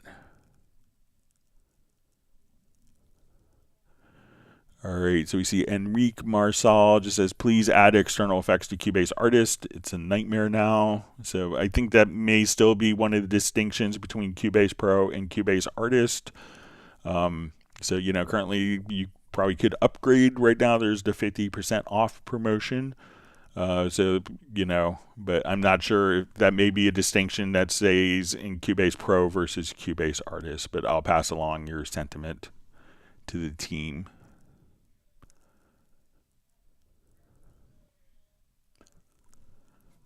All right, All About Music asks, my Cubase session sounds a lot more tighter and precise, but when I export an audio mixdown, it sounds a little lagging. What could be the issue? So it could be that when you're exporting, like let's say if your project is at 48 kilohertz, and you could see that by going into, so if the pitch is different, you could, if you go to your project setup, which you can access from the project menu, or by hitting Shift plus the letter S, that, make sure that the sample rate is the same. So, that, and when you go to export a file, that you're not exporting like a 44.1 file from a 48K project. So often when I hear that, it's going to be kind of a sample rate mismatch from the exported file.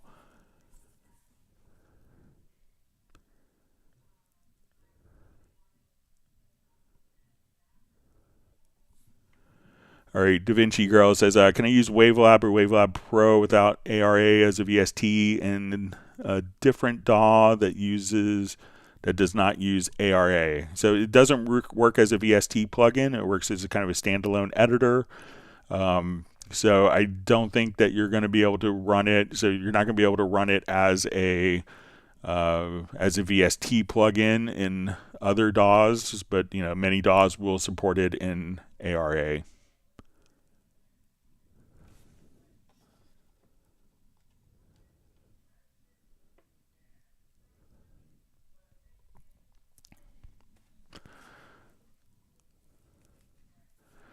Okay, John A. Walker says, what is the most exciting feature of Cubase 13?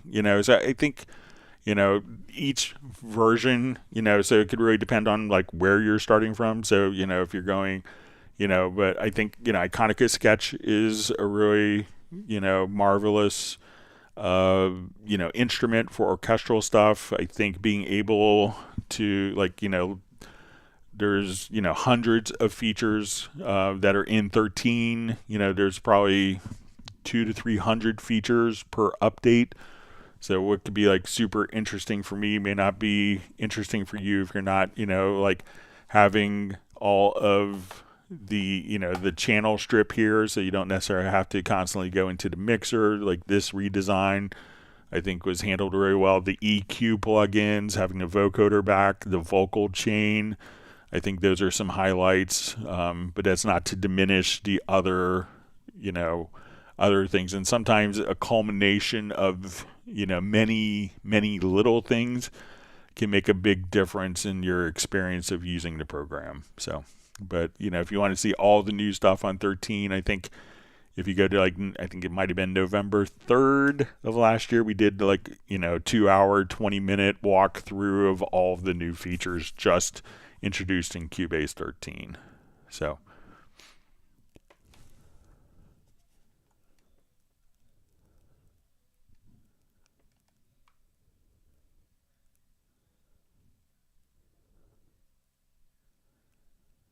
all right.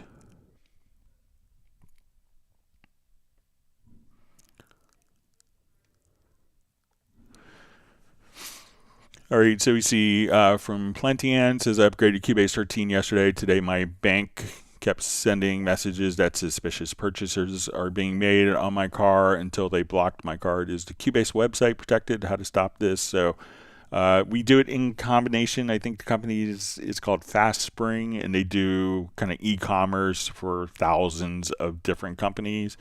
So I think they're, they have a very high reputation for, so it's probably not related to that. But, lots of, so I don't think that it's going to be, it's not something that we do ourselves. We realize that it's out of our area of expertise, that, we're great at making, audio and music software. But we're not an e-commerce provider as a company. So, but it is one of the leading e-commerce sites in the world and operations in the world that handles it for us. So, wonderful to see Michael Teams from Weatherford, Texas. The virtual ice cream will begin.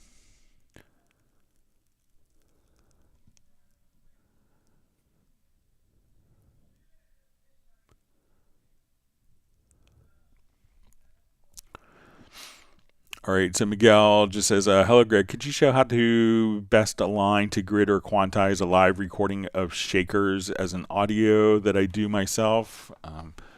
So I may not have any shakers. Let me see if I can find a shaker loop that I could mess up.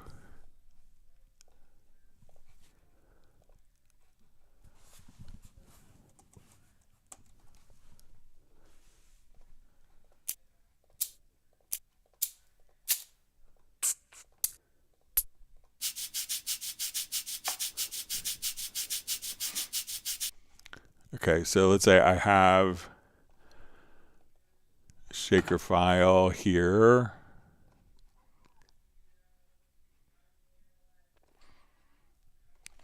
All right, so let's say if I have a shaker file and I want to kind of change the rhythmic feel of it.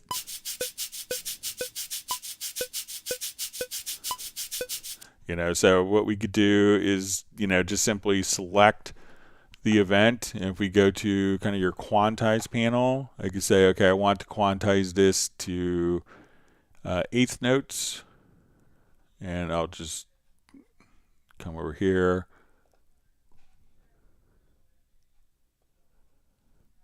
So, and I know this isn't kind of the best, so I'm going to just say audio warp, and then I'll say let's quantize it to eighth notes, and now you can see. Or if I wanted to put more of a swing on it, so let's say I want to do 16th notes, And let's go to my swing value, and let's set this up, and we could actually kind of see the notes. So we quantize.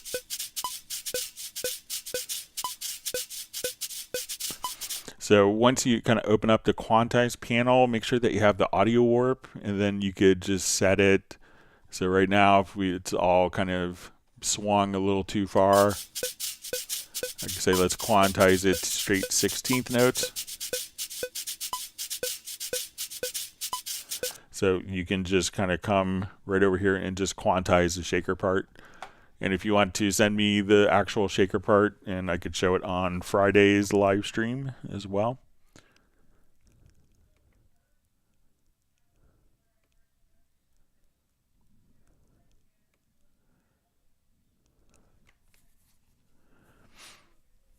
All right, so we have a question: how to make alternative rock.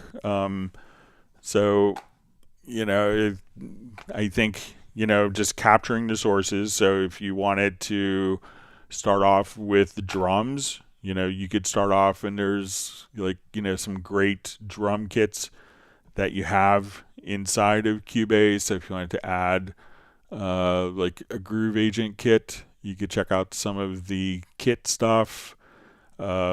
So if we go to load the kit with patterns, and we'll come over here to the kit.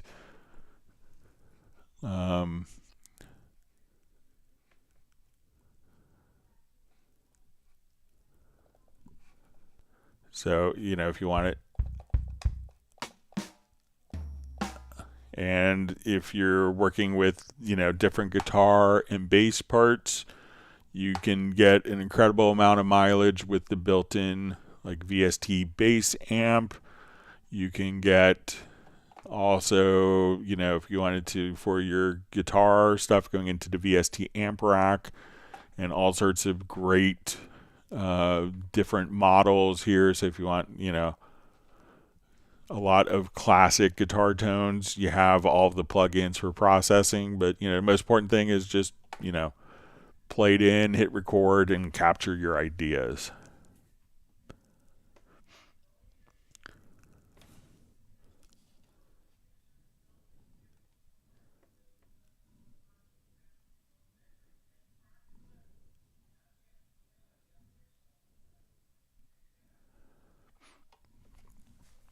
All right, Steve Green asks, Greg, when in play mode, how do I get the transport to continually follow the events and not stop at the right of the window, so I continuously follow the events, if that makes sense? Yeah. So let's say if I have this, and what you want to do is there's going to be the F key, and you'll see this icon right here. So if I play this audio here, and this is turned off, so let's say we're listening to it, and now the screen isn't updating. So hit the F, think F for follow, and you can turn this on.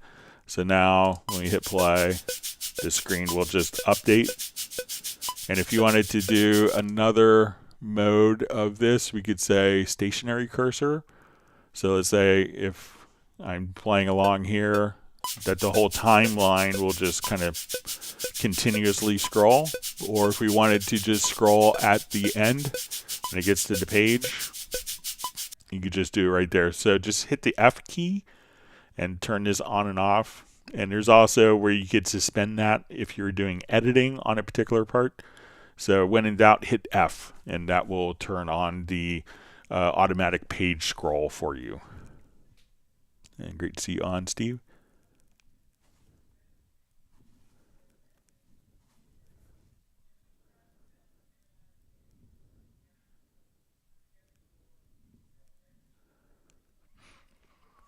All right, so we see Daniel just saying, just check his newest Cubase 13, heavier than the one used 10 years ago. So yeah, but I would still run Cubase 12 on that machine. I haven't installed 13 on it just because it used to be kind of my travel machine.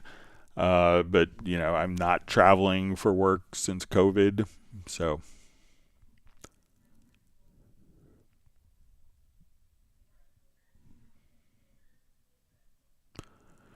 All right, Alfred G. Pogo says, can you go over MIDI routing for external instruments, especially in Inspector? My controller keyboard is also an external instrument. I hear it when it's not the selected track MIDI setup error on my part. So probably what you need to do is, it's not going to be a routing issue here. So let's say if we have your MIDI track and you're using, so probably when you're not using for the internal sounds, there's probably a local control on off.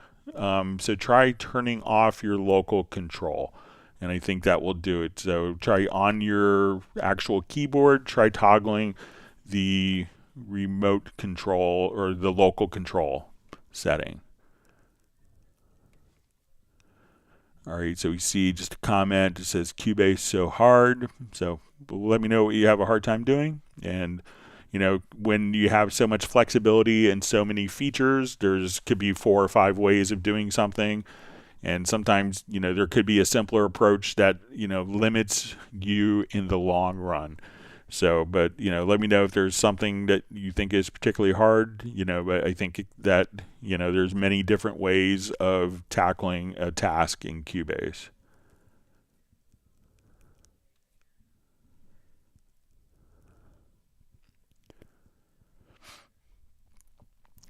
All right, so we see Michael Teams. It says, howdy, Greg. How about a run through of Halion 7 using one instance of Halion and numerous channels playing different voices, scratching my head on this one. Okay. So to set it up, what you probably want to do, Michael, is to come over here. So we'll do, I'll just blow out these tracks here. Okay, so if we want to create tracks, so we want to create an initial instrument track for Halion Sonic 7. Okay, so we'll come over here. So let's say I want kind of like a Wurlitzer.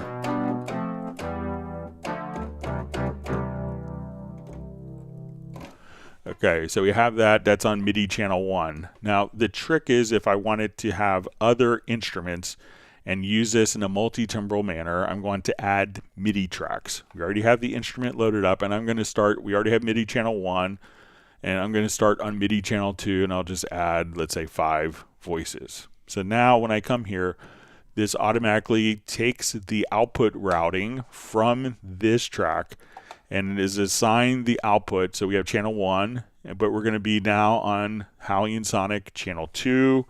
I go down, Halion Sonic channel 3, channel 4, channel 5. So it's going to increment the channels for you. And if we notice that as I select the channels, it's automatically going to move the slot here within Halion 7. So let's say I have my, on channel 1, I have my Wurlitzer. Let's say we go to channel 2. So I'm going to select the slot here and say, okay, I want an anima. So we'll come over here and just say, and we listen to this. We just try a different. All right, I want to go to channel 3. Let's load up, let's say, the electric bass. So I want, so as we play, channel 4, let's come over to FM Lab, and I want kind of the classic DX7, and let's load one more instrument and say, okay, I want to go to my Haliotron, and let's just add a little bit of strawberry flute. All right, so now when I'm here, I have this channel selected. We get the Rhodes, and so I'm just going to come over here, and we go to channel 2. I get anima. I come here. I get the bass, and now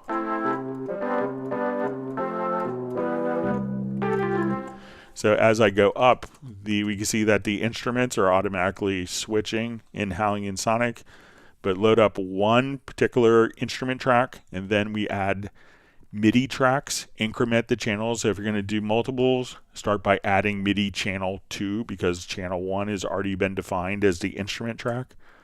And now we could just, as we go to different tracks, we could have our multi-timbral capabilities right here inside of Halion Sonic. So let me know if that's helpful for you, Michael.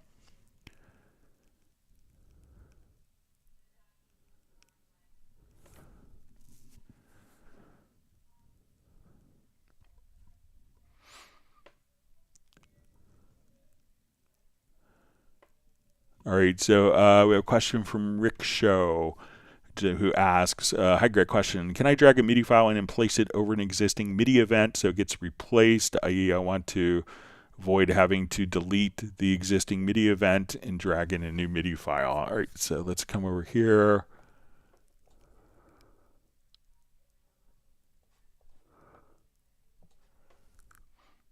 All right.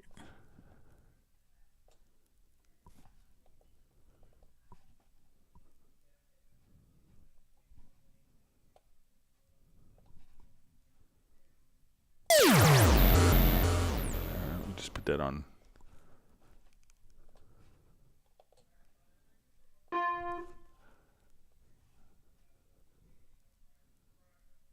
All right, let me just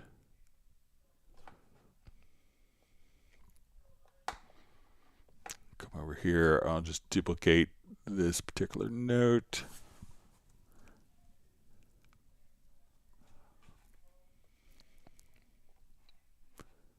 Okay, so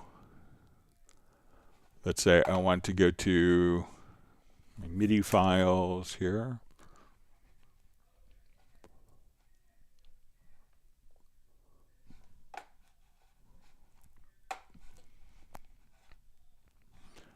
All right, so it could be that if we go to your preferences, and if you go to editing, that you could choose to delete overlaps. So I'm going to check that. And let's say if I want to drag, so I'm not sure if it's a specific MIDI file that you have. So let me just jump over here. We'll get to my file browser. Let's look at desktop.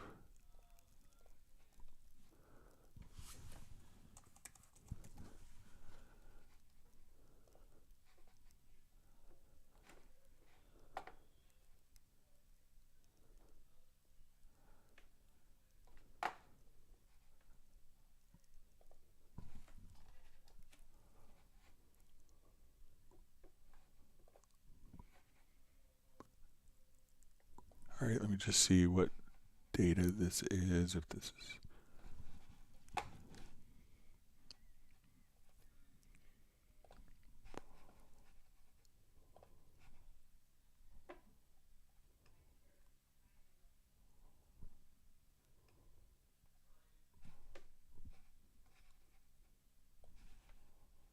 Okay, so I drag this over top.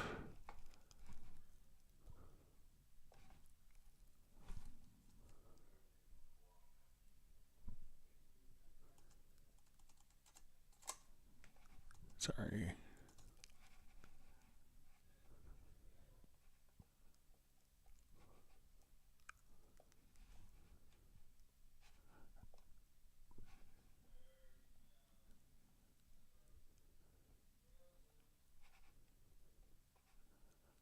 Just look for MIDI files. I have some.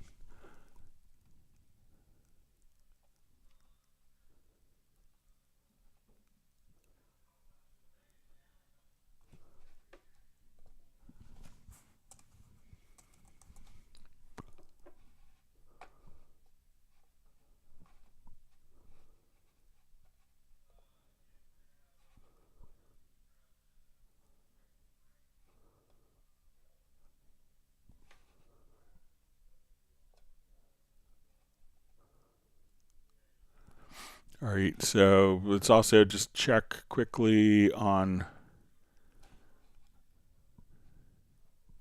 Just going to export.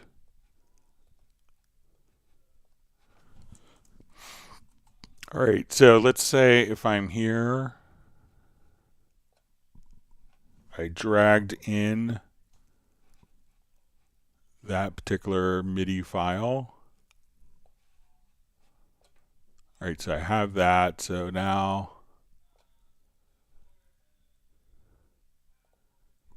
Drag it over top, and then I think if we go to MIDI, that there's a delete overlaps poly. So now, look, like if I drag this event over, at that point, the underlying MIDI stuff is automatically deleted. So try just to go to your preferences and just make sure that delete overlaps is checked, and then when you drag it over, it will delete the underlying MIDI data for you.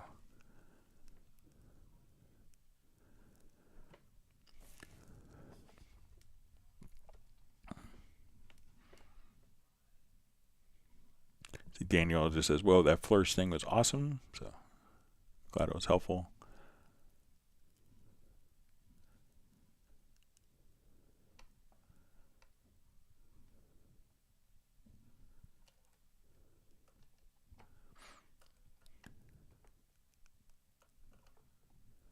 Sorry, my chat field just jumped.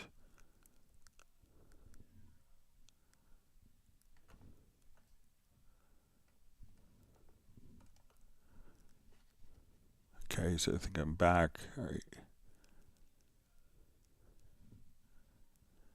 See, Daniel just says, dude, you're teaching creativity. So, all right, so wonderful to see Charles K on from the UK. So great to see you back. Hope you and your family are well.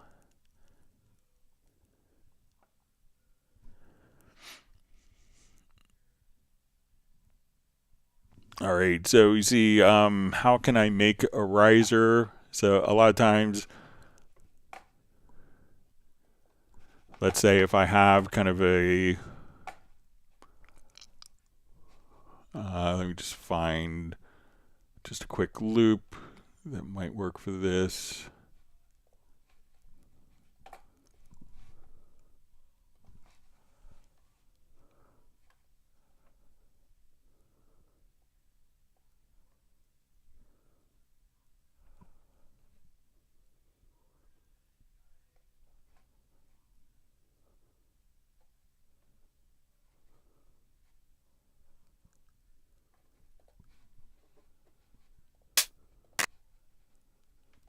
All right, let me just.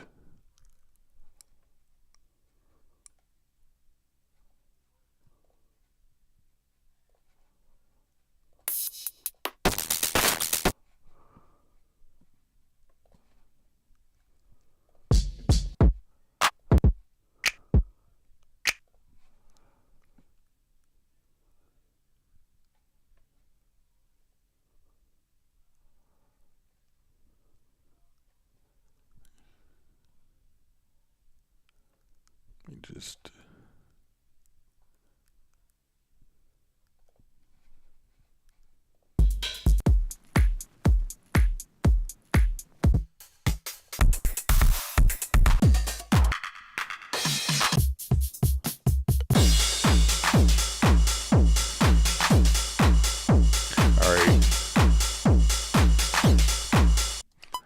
all right, so one of the things that you could do is, let's say, okay, I just want to come over here. There's a couple of different approaches. I could take this.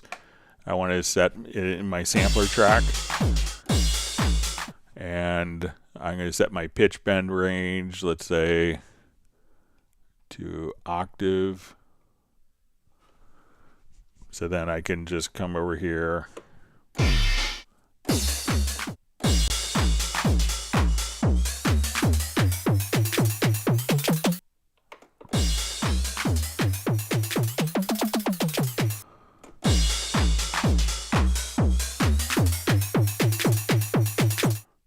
So you could do just kind of just using your pitch bend wheel on the sample. That's one way that you could do it pretty easily.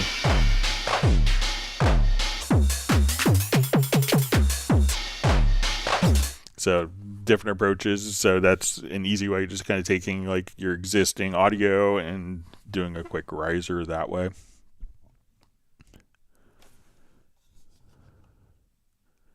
You can see I'm about 50 minutes behind the chat, so I'll try to catch up. Thanks for all the great questions from everyone.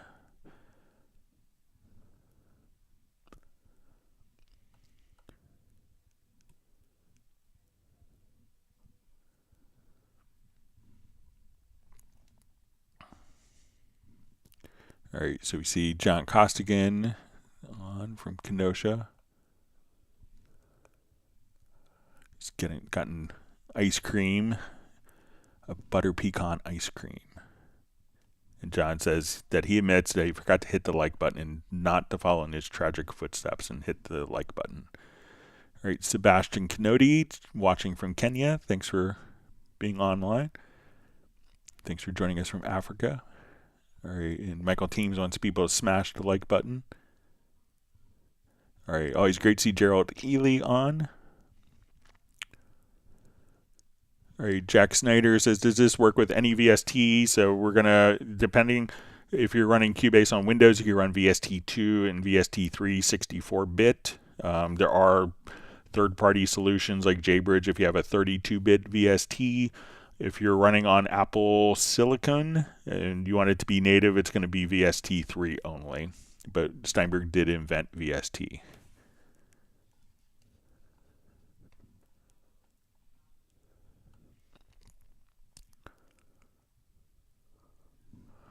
All right, we see Brian Sawyer just says he has his GR55 arrived yesterday and his Godin multi-act grand concert arrives tomorrow. So I think Brian's going to be busy the next couple days.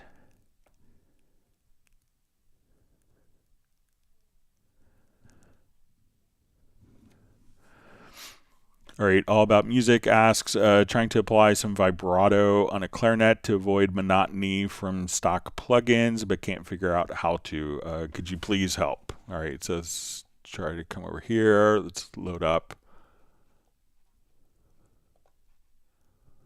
Let's say stock clarinet.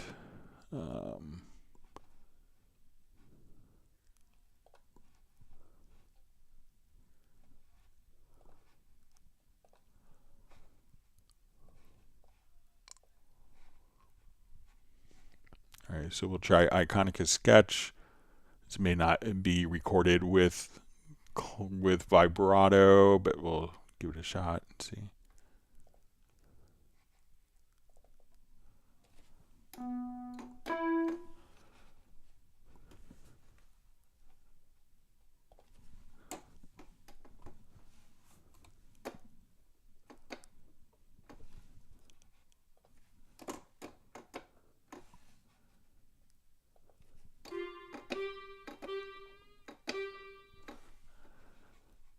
All right, so here you could have sustained vibrato. So let's say.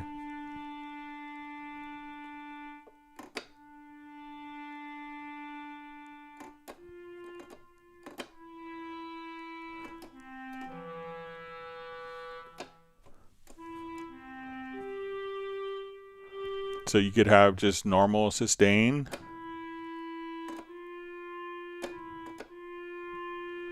And then when you switch to, let's say, your sustained vibrato,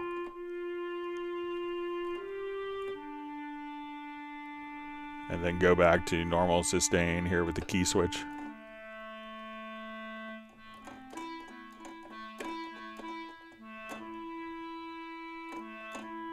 Without, or if you want to do kind of staccato notes.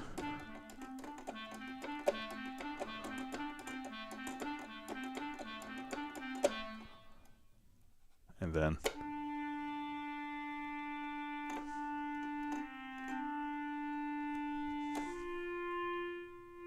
and using your mod wheel here.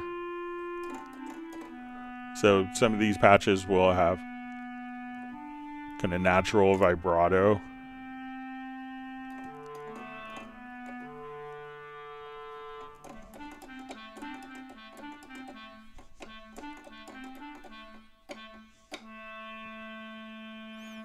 So check out this sustained vibrato articulation for the stock clarinet in Iconica Sketch.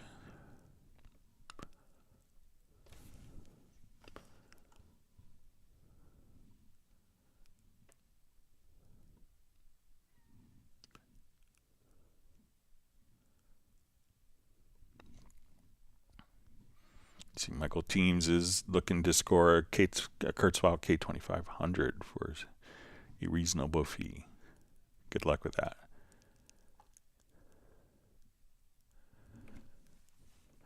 All right, so we see Barangadanga Jam Session says, I was planning to get Halion, was blown away by the 70% off loyalty rebates. Absolute 6 is in the bag, and WaveLab will be next. Thank you, Steinberg, for it's been a lovely ride. So yeah, I think it's a wonderful promotion to celebrate the 40th anniversary of the company.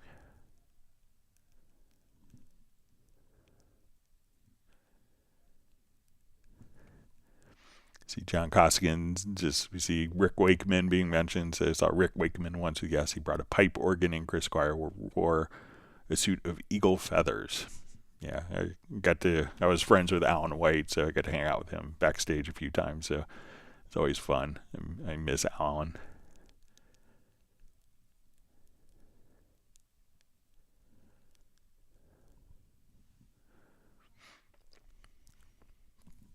All right, so we see a question from Yazian. Will there be a beta versions for Cubase 14 without crashes? So generally, it's the beta version has crashes until the release versions. So that's why it's a beta version. But I'm sure that, Steinberg is always working on future stuff and engineering and new versions. So. And Yazian says, I'll buy it for his birthday soon. So yeah, make sure that you're taking advantage of the current promotion because you can save a lot of money.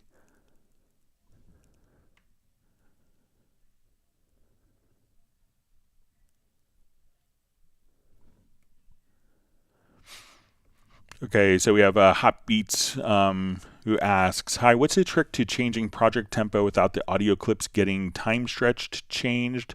I tried setting musical linear mode on tracks and it didn't seem to make a difference. So generally with audio events, what it's going to be is not necessarily like the linear or time-based mode, but it's going to be more of the audio event itself. So let's say if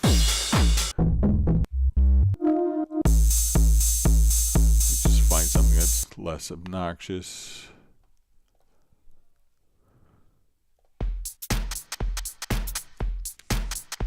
Okay, so I'm going to drag this onto my project.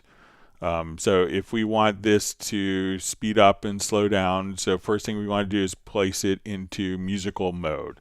So select the event, and then we go to musical mode. And now once it's in musical mode, it follows the tempo changes. So I'm going to, now let's add a tempo track.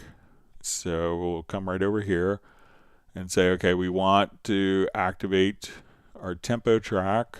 So we'll come here and say, okay, we're going to start here. We're going to, at this point, just start to do an accelerando. So we're going to speed up the tempo. Say from here. So I'm going to just go to my line tool.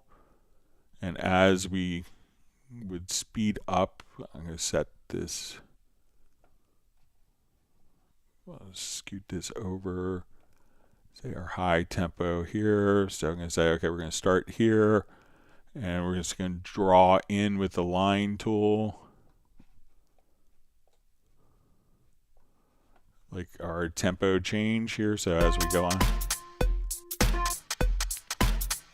so now it's going to start to speed up and follow the tempo changes.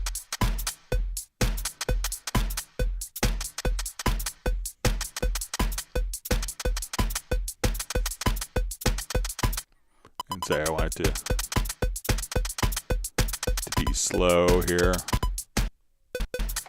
I'll take it off. So whatever tempo we kind of draw in,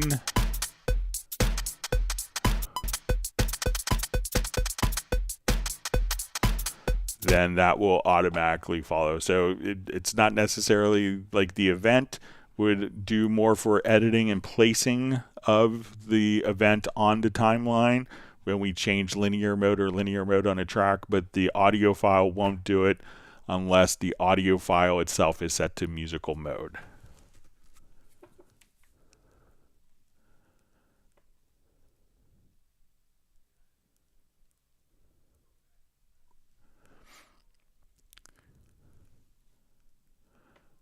All right. All right, so we see from Paul Claridge. So great to see you on. Says Greg, I want to drive an instrument from a chord track, but it doesn't seem to give the option on a chord track to change the inversion of the chord. All right, so let's come over here. I think we have our, let's say, our Rhodes still configured here. I'm going to add a chord track.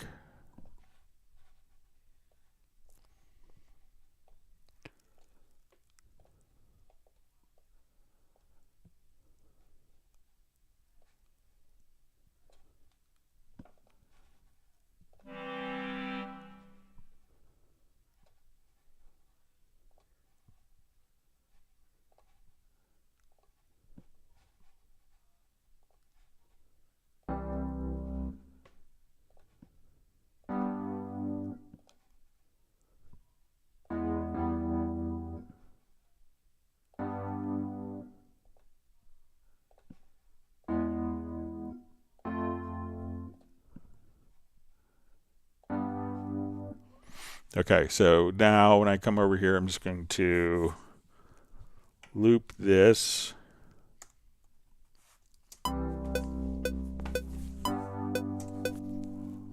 So I'm going to go to the chords on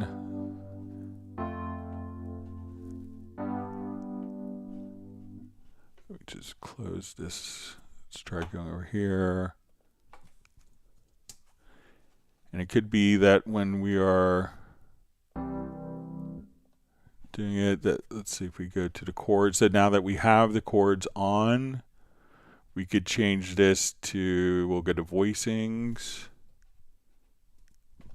Or let's come over here. Let me just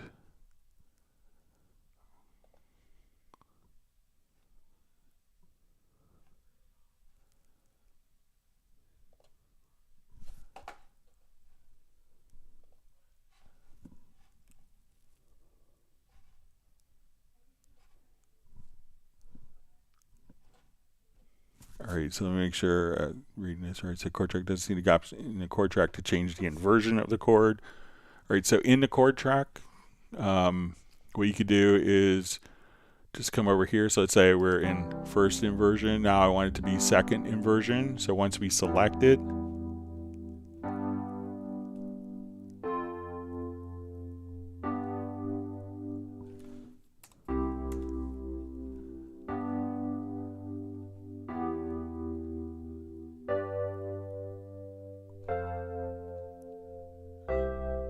so let's say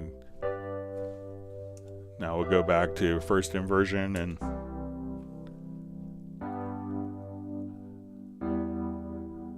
let's say second inversion, so listen to the same chords. So just change it from the info line here.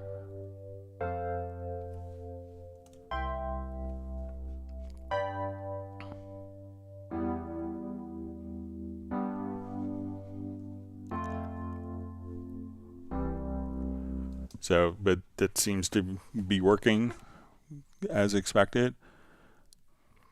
All right, so we see Rob asks, do you still offer the Hangout searchable master index in PDF or Word format? So I do. Yeah, I apologize. I know you sent me an email, and when I saw your name earlier, it just popped in my head. I didn't send it to you, but I'll get it. I'll send, after the live stream today, I'll send you the up-to-date until today. So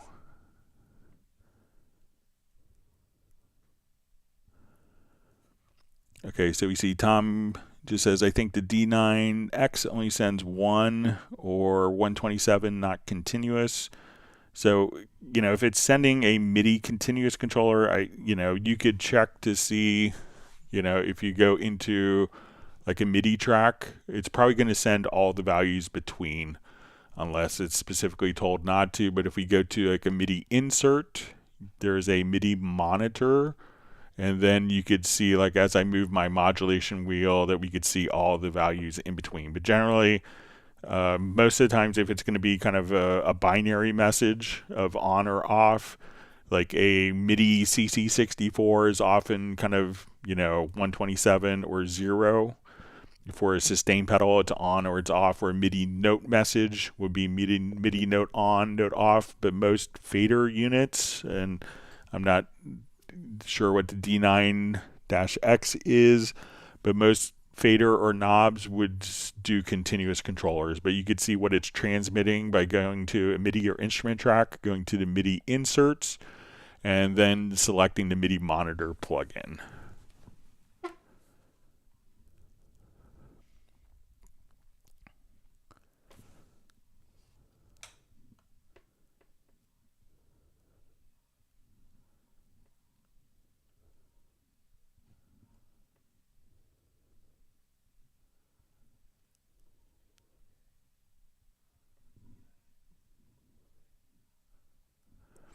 All right, so John Costigan just says, just a note, actual Leslie speakers have machinery that spins, and the speed change is a switch, not a variable speed motor. So it takes time to speed up and slow down machinery, and slow down the machinery, hence the ramp you saw.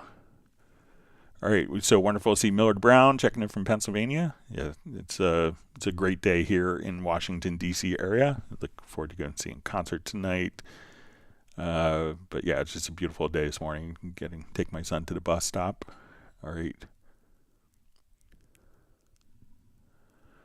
All right. Aggress Steve asks, hey and hello from Berlin.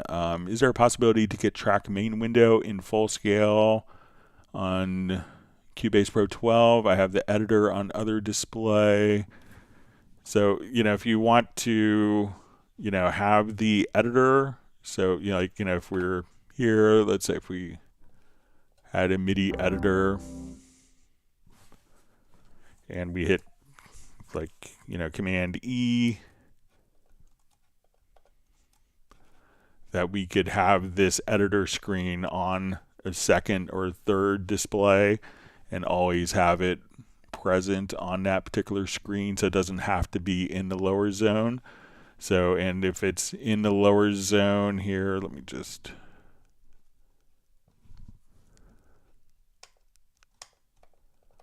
So now we default to the lower zone. You can click this window and get kind of the floating window. So if you want that on the secondary display, you could do that and permanently leave it open if you want.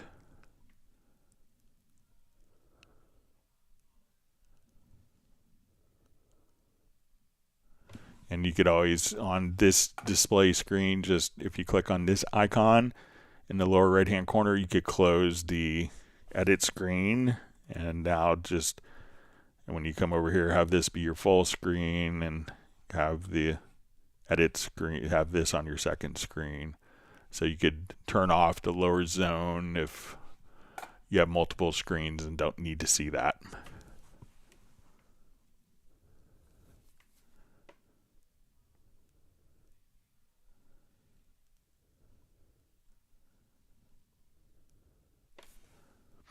All right, so you see from Aura Pro, let me see if I could run this through Google Translate. Looks like soft tube control, Mark II with Cubase. Give me just a second. I have Google Translate open.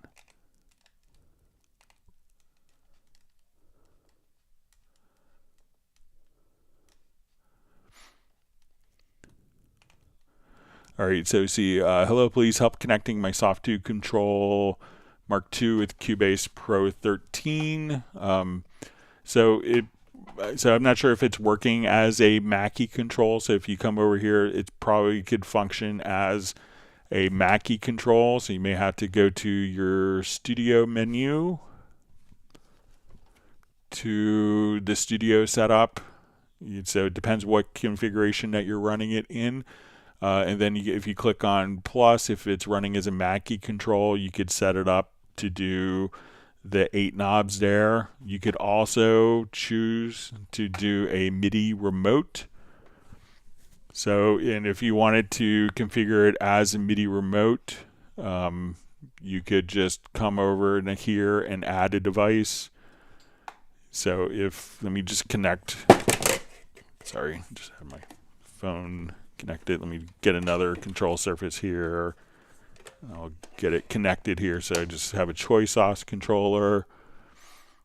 So I will come over here, and now I can see my choice os controller. And now, as we're adding controllers, when you come over here, you could create a MIDI remote surface and have this MIDI remote surface, basically do any function that you want in the program. So there's probably a MIDI remote script, and if you look on the Steinberg forums for the soft tube, so if you wanted, and I would suggest probably running it as a MIDI remote. I think it's going to be more flexible for your editing choices running it as a MIDI remote. So look for a script. You could make one pretty easily, but if you don't want a particular script, if you don't see one, you can make one, but I'm pretty sure that there is one.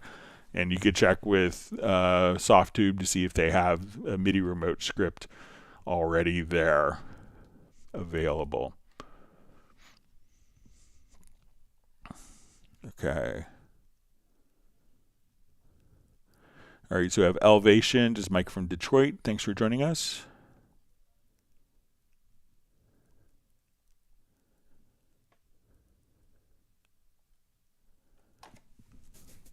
All right, and Gress Steve just asked, what is the difference between a global and a project option? I think this is with workspaces. So global workspaces will work in any project. So when you go to add a workspace, we could say, okay, I want to see my mixer laid out for me big. But let's say in this particular project, I wanted to see like the notation view for this particular event. So I want to come over here. Let's look at our notation editor, and I'll do a quick split.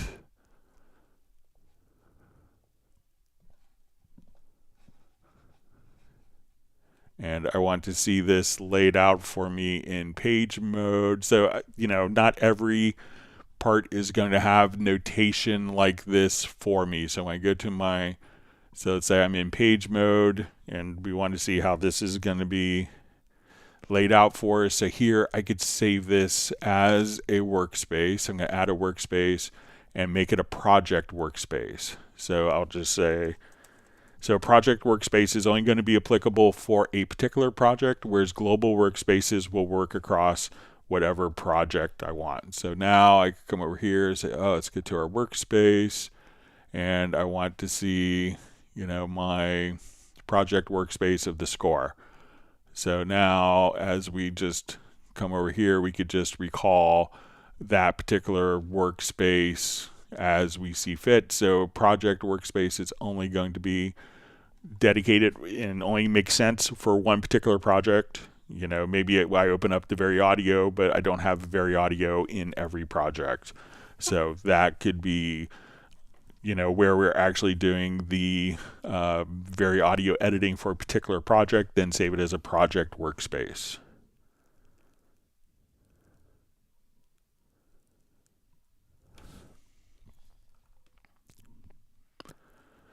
All right, John Costigan asks, hi Greg, I hope all is well with you and yours. Yeah, we're doing great. Thanks for asking. So question, is it wise to master Iconica Sketch before going on to the full Iconica that comes with Absolute 6? Thanks a bunch. So the full Iconica doesn't come with Absolute 6. You get the Halion Symphonic Orchestra, which is kind of the precursor to Iconica Sketch.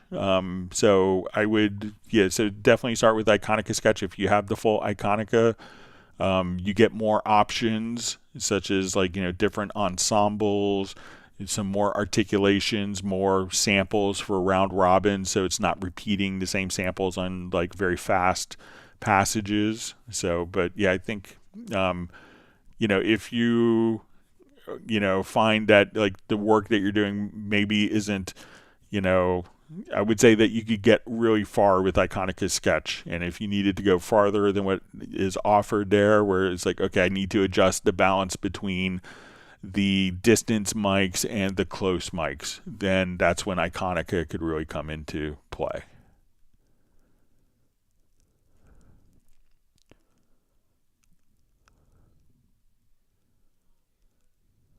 Okay.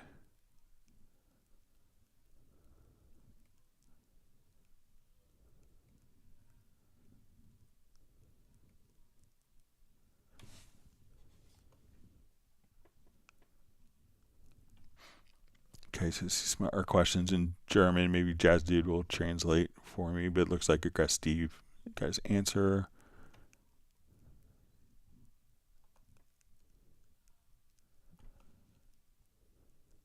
Okay.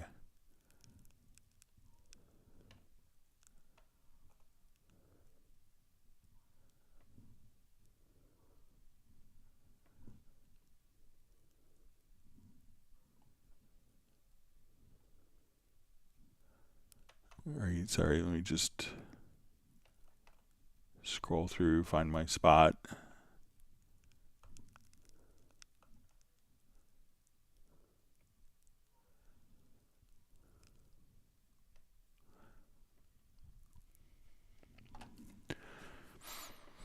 All right, Millard Brown has a question.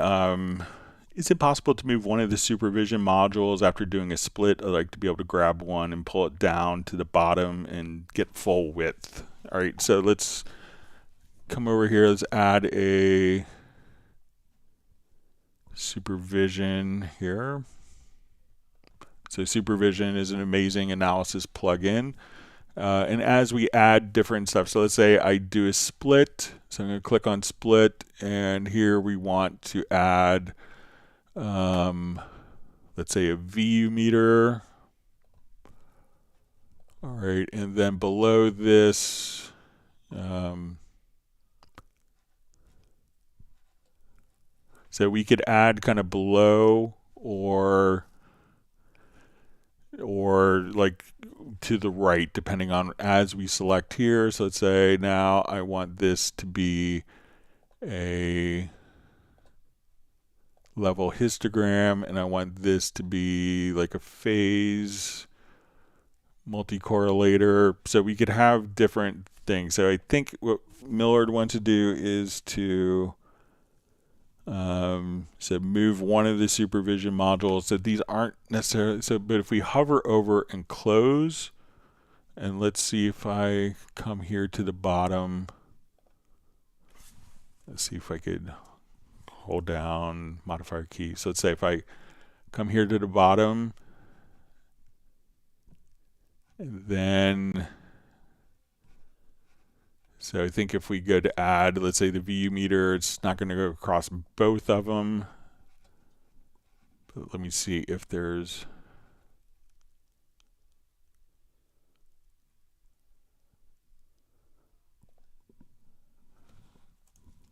so we could remove it and kind of start from scratch. So like if I get rid of the particular modules there, and now let's see if I come here and let's add to the right, that now we could have that meter. So you have to kind of reorganize it maybe a little bit, but it can be done. But it's easier to kind of start with adding it below, like initially from there, and then you could add to the right. So if I wanted to add to the right here, but still keep my Supervision meters going across the bottom. So you might have to, get rid of some of it to then kind of rearrange it a bit, but it's not kind of draggable. But if you hover over the right edge here, so let's say if I want to take this and let's say I'll just start with a new instance. I'll try something else here quickly. Oh, didn't like that.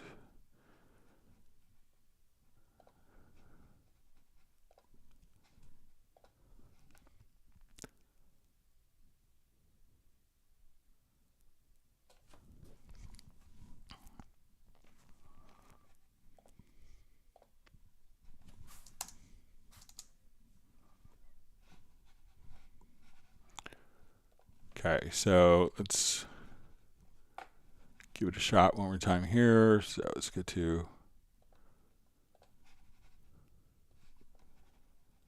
so let's say we start with it in the right, and let's make that a VU.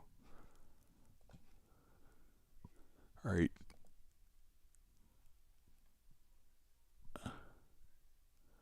So yeah, so I think you might have to just kind of close it out and then redo if you want it to be kind of at the bottom like that. But once it's kind of added, if you kind of linger and hover in the upper right hand corner, and then you could just kind of add, whether you want something underneath or above that particular one, if those particular options don't work for what you want to do.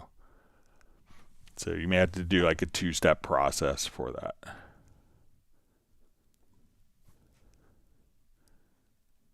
All right, so wonderful to see Mark Rabin from Montana saying hi to everyone, and Buddy the cat from Tim in Zeist, Netherlands. It's great that even the pets get along so well here on Club Cubase. Such a great community. Wonderful to see you, Mark. Hope you're doing well. Tim Weinheimer is just saying we're a day late for 909 day yesterday. Well, maybe we need a 910 instrument. So.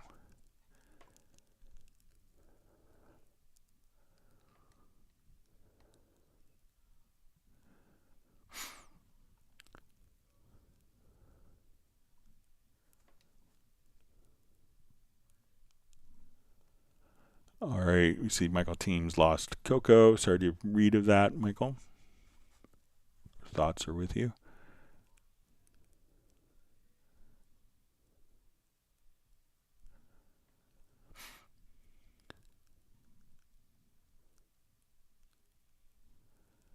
Okay, so we see from Deeren Brigade why the delay milliseconds bar won't show up. So if it's this one here,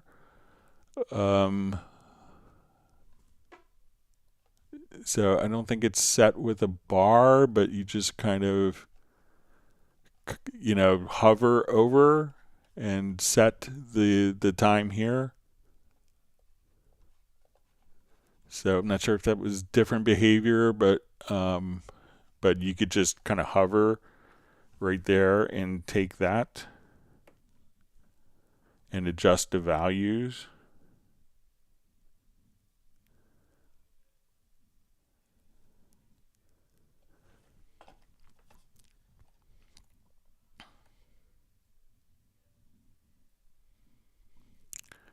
All right, so we see Catherine Duke's got to go. She'll be watching a replay tomorrow.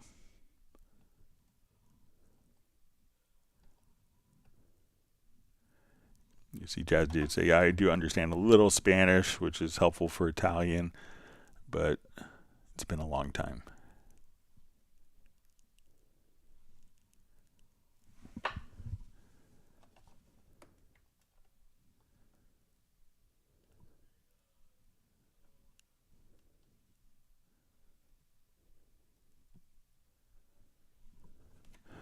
All right, Tim Weinheimer just asked, Greg, can you show me where in preferences to set right-click on mouse menu for the main window to see different versions of the track? Okay. So I'm not sure if you want to see like different track versions. So if it's different track versions, what you could do is as we come over here, you could just click just to the right of the name. So make sure I'm reading this right. We're in preferences to select right click on mouse menu in the main window to see different version of a track. So yeah, if you're kind of right here, once you click just to the right of the name, if there's track versions, you may see like, the track version name here. And then you could switch between the different track versions like so. Let me know if that's what you want to see, Tim.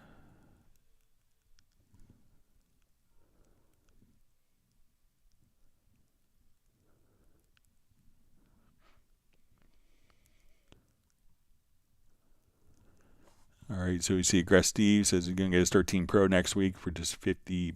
So I want to say happy 40th birthday to Steinberg.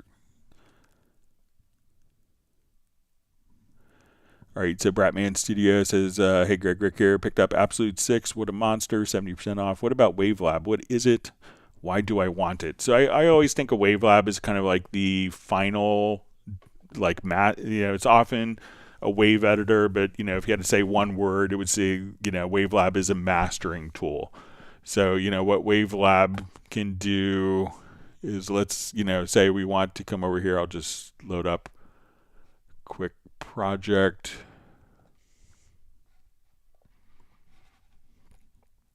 Not only is it like a fantastic audio editor where, we can do editing on one side of a stereo channel and not do both sides of the channel. We have different approaches to looking at it where we could, let's say this is, we're used to seeing kind of our left-right channels in our waveforms, but we could also see the mid and side. So if I want to take like the sides and make my mix sound wider in the end, I could come over here and adjust the gain. So I could say, okay, let's make the sides 6 dB louder. So I could edit the mid part of the channel, and this is the middle part of the panning spectrum, or the sides of the panning spectrum, and treat them independently. If we're doing lots of editing where maybe we have sibilance, you could have like rainbow colored waveforms, so you could see exactly where the sibilant frequencies will be visually by seeing kind of the bright yellow. Once we get into like mastering, we could have different reference tracks. So we could say, okay, this is, the client wants their record to sound like this, and this is what my track sounds like. I think one of these may have copywritten music in it. But you could just simply go back and not have the reference track go through your master section. Once we're in our master section here, there's all sorts of phenomenal mastering plugins like the Master Rig.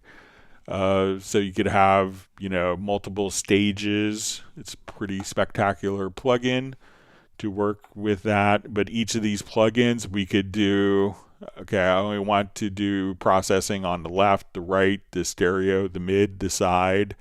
So you could actually come over here and just process and, put an EQ just on the mid part. Even if the plugin itself isn't capable of doing that, you're going to have phenomenal metering options as well. So as you're kind of playing, you have like the rest, you have the Supervision plugin, but if you want to see like the spectrometer, you want to see different levels, you want to see your loudness, your phase scope here. And then once you get into like, your actual editing for like doing an audio CD, you could come over here and just say, okay, now I want to do like my album wizard. This could take all of your tracks and say, okay, now we want to, we'll just kind of take our functions here. Let's say, okay, let's get to our album wizard and we'll apply. This will put all the PQ codes in. You could do all of your metadata. So I could take this and let's say, all of these tracks are different volume levels. I could come right over here and just say, okay, I want to go to, as we go to, you want to edit different sources. So all sorts of editing, and okay, I want to do this and do like real-time crossfades between clips. But we're also like, once we go into analysis, we could do like really extensive loudness analysis of a particular clip and say, okay, how is this going to work for delivery for Spotify or for YouTube or Apple Music? So we could actually see what our loudness is going to be, and we could set different loudness standards to export to. We also have like lots of great visual analysis functions as well. So like all sorts of just great stuff that we could do. One of the things is also, one of my favorites is just a meta normalizer. So let's say I want all the tracks to have the volume of this track on my album. I could go to my meta normalizer and say we're going to match the loudness of the active clip or the loudest clip, and I'll just say apply, and now this will go through and just make sure that the loudness of all the clips are done. Once we're done, we could burn a CD, we could burn a DVD-A, we could also come over, and when we render, if we had to do like a multi-rendering, so we could say, okay, when I do this, I need to export a 32-bit 192, a 24-bit 192 for HD tracks, a 24-bit 96K, a 2448, a 1648 for a film, a 1644.1. I need an AAC, I need an MP3, and we could export all those file formats in one particular time and have them all go to different audio files. So batch processing, lots of great stuff that you could do with WaveLab. So I think it's kind of a no-brainer for like finishing up your projects and mastering your projects and being able to deliver to multiple formats very easily. So I think it's a great deal on the Steinberg anniversary promotion.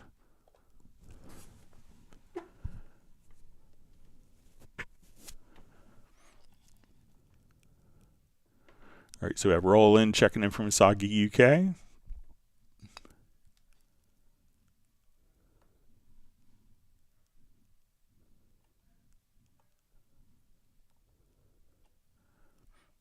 All right.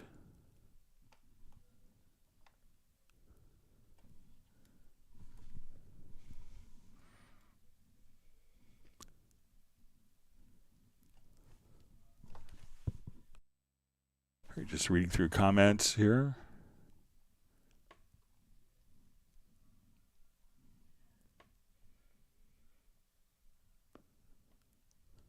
All right, so we have Graham Witcher checking in from Oxford in the UK. Thanks for joining us.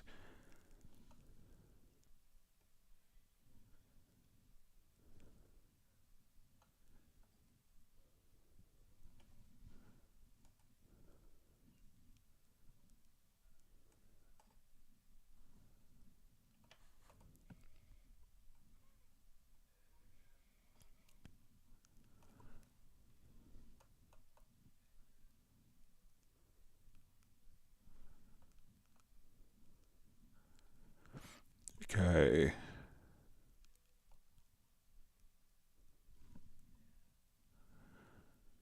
Okay, so we see from All About Music, it says, Greg, I loaded a brass ensemble on Halion Channel 1. 2 MIDI tracks playing the same brass ensemble. One has chords, the other plays a melody. How to control their volumes separately. Okay. Okay, so let's say we'll come over here. Let's add an instrument track.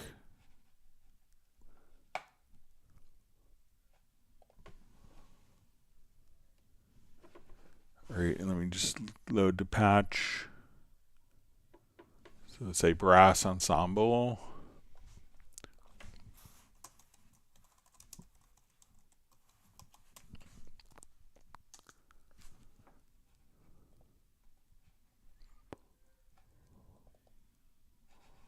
Okay, so I'm not sure if it's this one.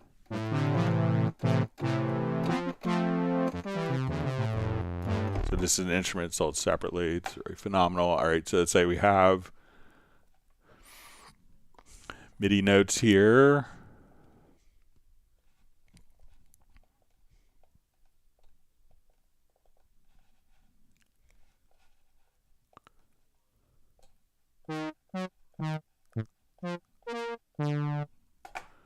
Okay, so let's say that's my brilliant 21st century composition. All right, and let's say if I want to add a MIDI track. All right, so this is playing the brass. I go here, this is on the same MIDI channel. So let's say I want to put like a melody in over here. So let me just...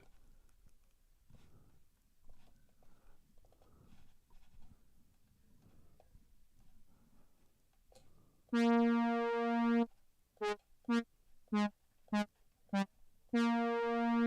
right, so let's say this is my melody. So these are on the same MIDI channel. So if I adjust the MIDI volume of one of them,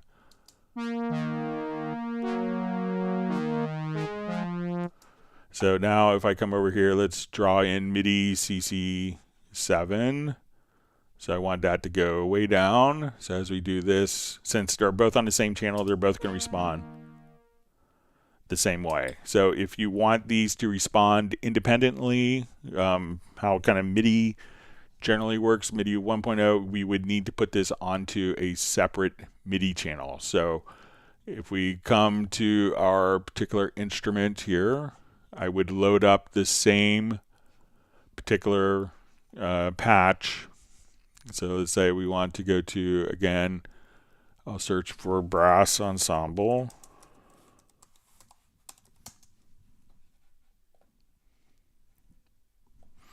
And now that this is on MIDI channel 2, I come to this track. We changed the MIDI channel here from channel 1 to channel 2.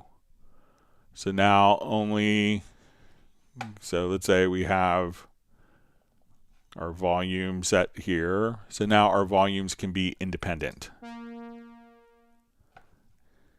So that's what you need. So, you know, if you have a MIDI CC volume message, that's going to be the same for all events on that channel. So set it to a different MIDI channel, and then you could have independent volume control.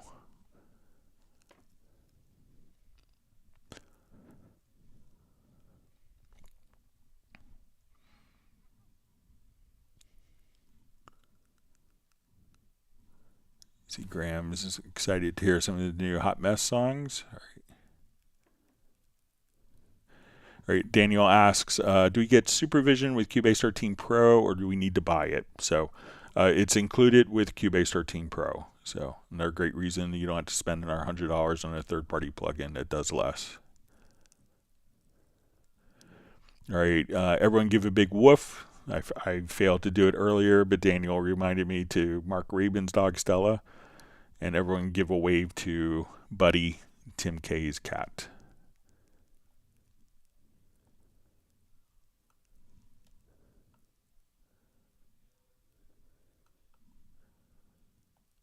All right, you see Millard Brown says, Greg, thanks for the Supervision demo. Remove and replace easy enough, draggable in Cubase 14. I'm laughing out loud, so maybe not, but we'll see what comes in 14.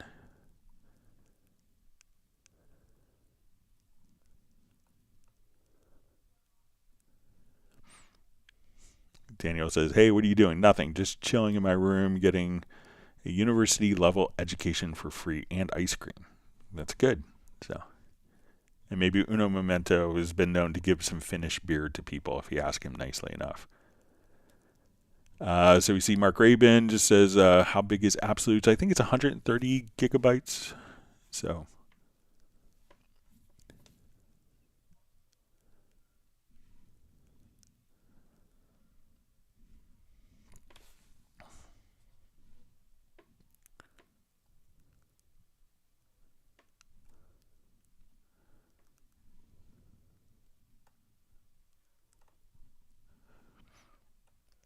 All right, it's wonderful to see Ace Amadeus, who asks, hope you're doing well. How to save effects and plugin settings used in a track so they could be loaded and used in other projects.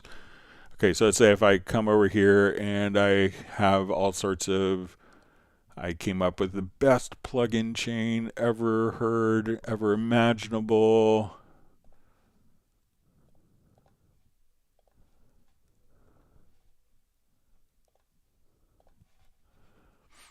Okay, so once I'm here, you could right click and say Save Effects Chain Preset.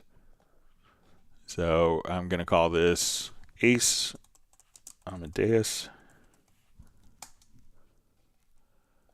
Hit OK. All right, so I'm going to discard all these plugins. Then on my inserts, I could right click and we'll say Load Effects Chain Preset. We'll come here.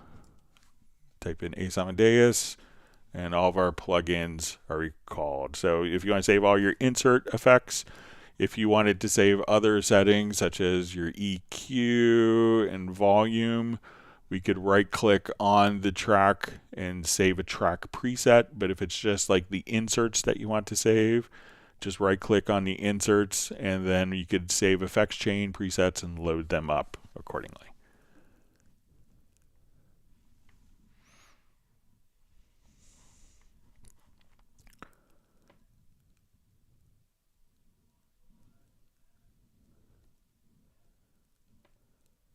All right, reading through comments here. All right, see Mark Rabin wishing Steinberg a happy birthday.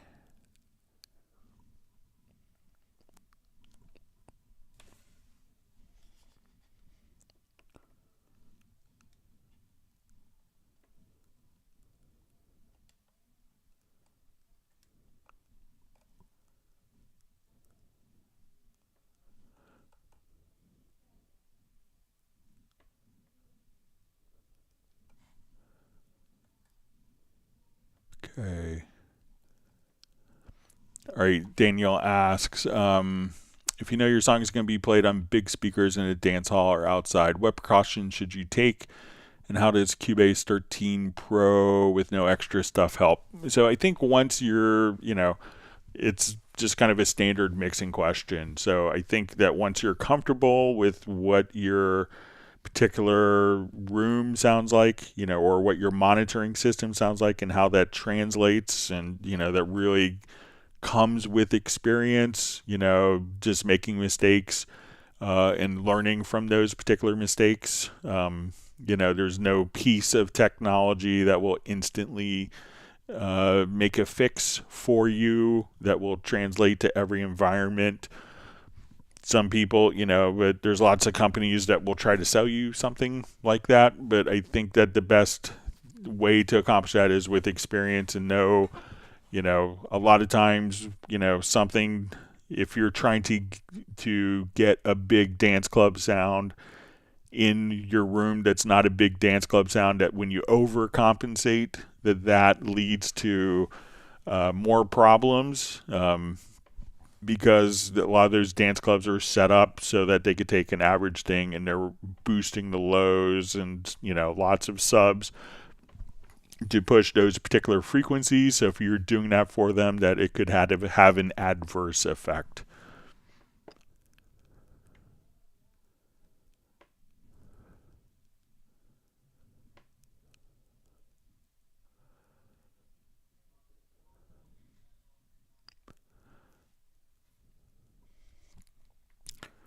All right, so we see Jazzu just asking me to explain, can you explain solo defeat and listen functions and why we use control room for it?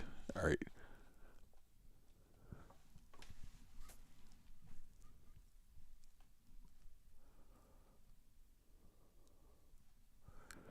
All right, so let's come over to this project.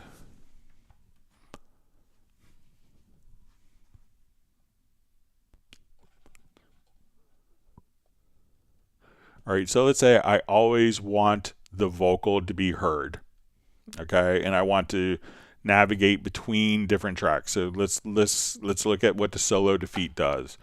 So I always want the vocal to be heard. So I'm going to come over here, and if I just hold down on the solo button, so I'm just going to press and hold the solo button, we'll see it turn to a D, and that means solo defeat. So when I'm coming over here, so now I want to listen to the guitar. I listen to guitar. The vocal is still not going to be muted. When I go to the bass, this is defeated from being muted when soloed. So without that, I can hold down the alter option. So now when I click solo, all the tracks will be muted. But again, if I just want to come here, I always want to hear the vocal. I just put that into solo defeat. Oh, I remember the day that we wed. Seems like a long, long time ago. And our first kiss, there was no regret. Right after that garden. So again, hold down Alter option and click on again to defeat the solo defeat. Now, when we want to use the listen button, and this is what the L button is here, what we could do is, and this is utilized and won't work unless you're utilizing the control room, we could set up kind of our listen dim. So I'm going to set my listen dim here to be -12. So if I want to hear the guitar better, but in context, So we solo it, everything else gets muted, but when I click on the L button on the guitar channel, You look my way and your heart shone the other tracks just get dimmed down, and I can set how much they get dimmed down. So if I want to hear it in context, through. Even now I'm so in love with you, just like a long, and we could choose whether we want this to be time pre-fader ago. level or after fader level. Oh, I remember the day that we So now we can, seems like a long, so I want to hear the bass and have the other tracks kind of dip down. Now this is also handy for, I want to listen to the plate reverb. Now we're only listening to, on an effects return channel, I'm only listening to the plate reverb. Or I'm only listening to this verb that's on the guitar. And a little bit on the vocal. That was a long, long time ago. So those are some of the functions that you could have with the listen and the solo defeat mode.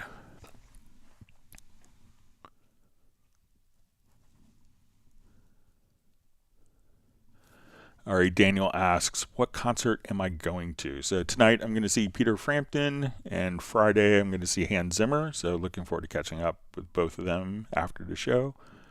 So it's a great concert week. So thanks for asking.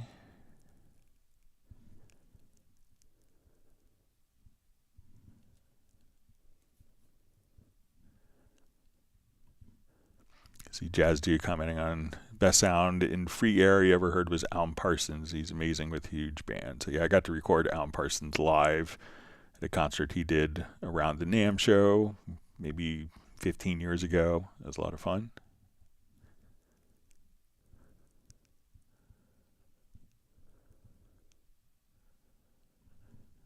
All right, so we see Tim is just saying, Buddy, his cat is thankful for the attention. Sometimes he lands in the lap and preempts his keyboard access.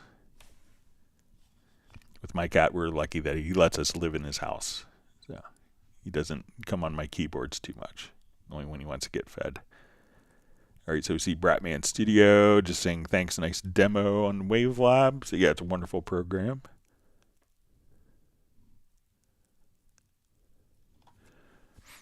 All right, so you see Ace Amadeus says that emailed you at Club Cubase. Did you receive? So yeah, I think my friend, colleague is back from vacation, so I have a meeting with him tomorrow, so I'll see if I could chase up for the winners. Sorry about the delay.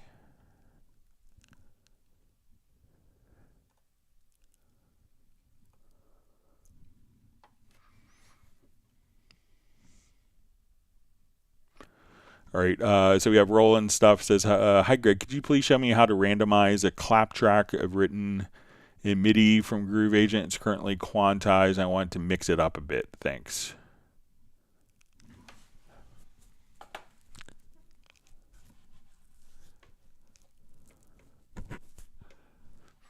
Okay.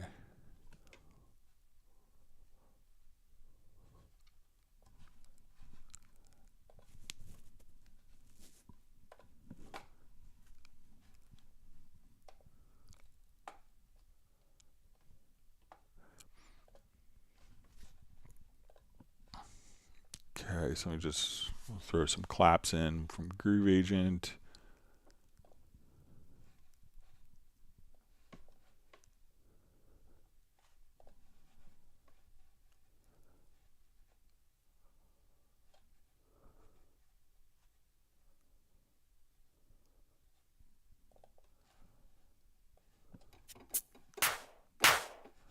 All right, so let's just draw some claps in here.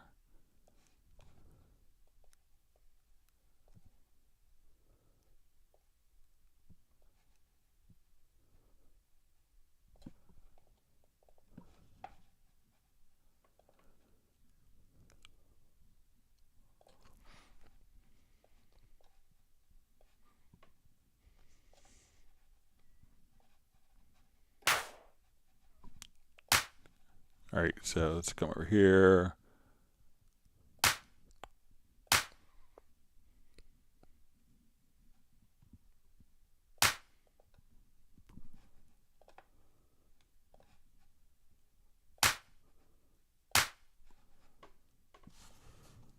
right, so say.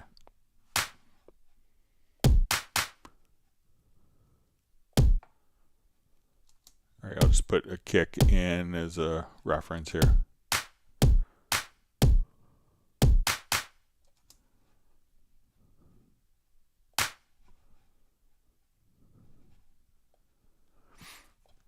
All right, let me just.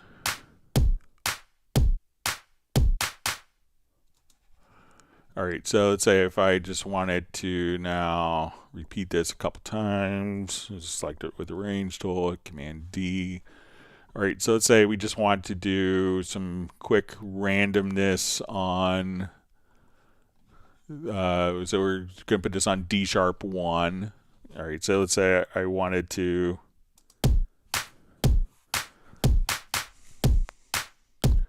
so let's go to our logical editor.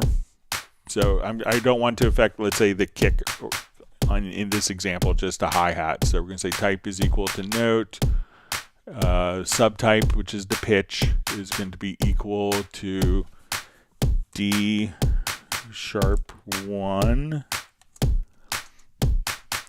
And then what we could do is say we want to randomize the velocity. So we're going to say, we'll say velocity, we want to randomize,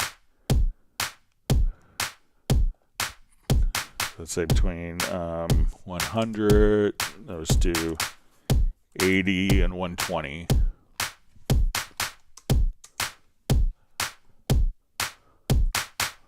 So now the velocity, and I'll just make it a little, let's say 50 and 120.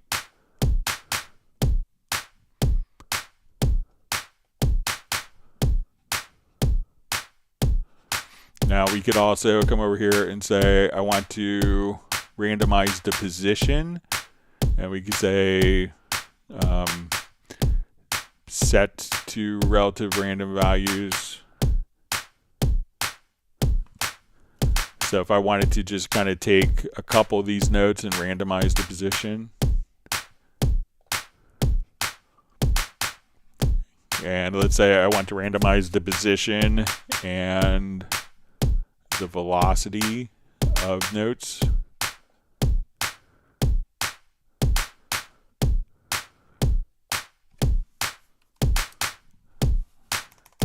So we'll come over here, and sometimes when you're doing this, you could just kind of keep doing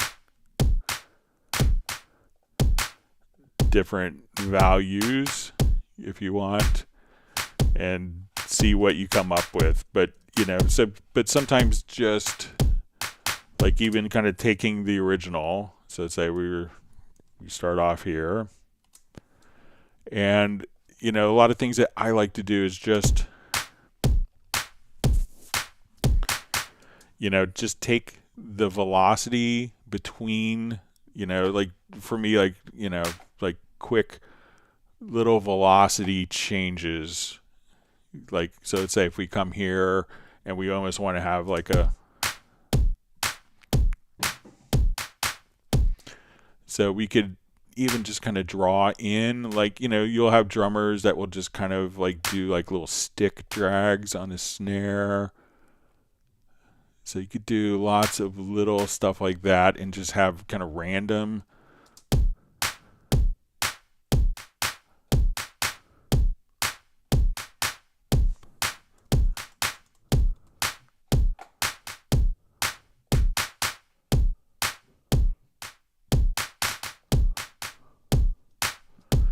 So like just even tweaking the velocities a bit can make like a huge difference, and throwing in like little stick drags, I think, on claps can make a big difference and just kind of make it feel a nice little, and give it a nice groove to it. So sometimes, what seems like it's a groove is often just the velocity of hearing one note better than the others.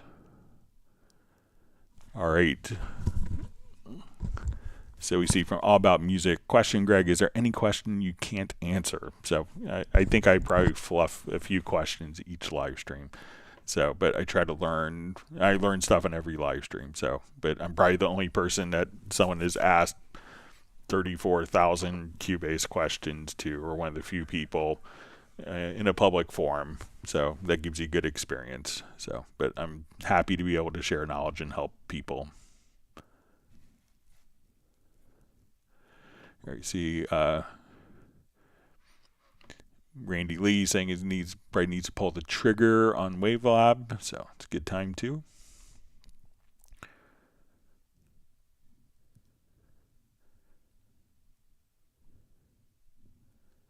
Michael Teams is thinking of getting the Rasta synth.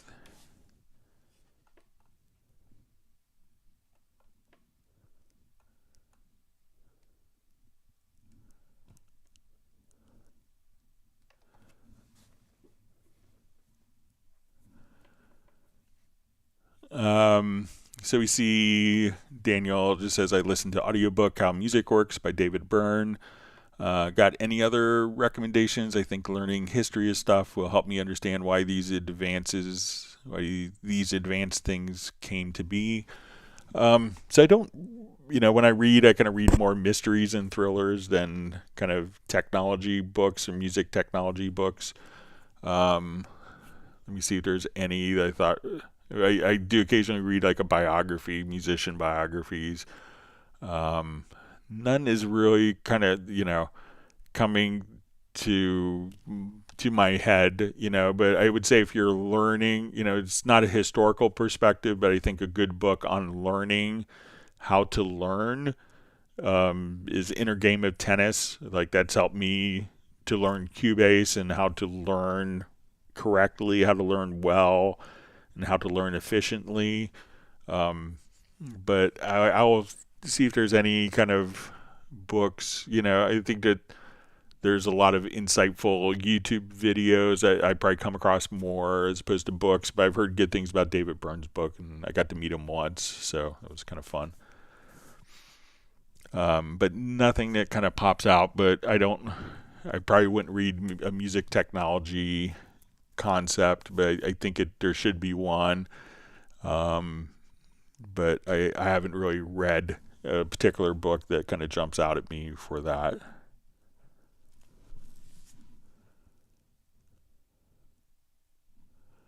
See, Daniel says you're going to see Hans Zimmer this week, and he's jealous. So, yeah, well, he hasn't done any tour dates in the States since 2017, so I feel lucky that he's coming near my house. So I'm looking forward to catching up with him and catching up. So,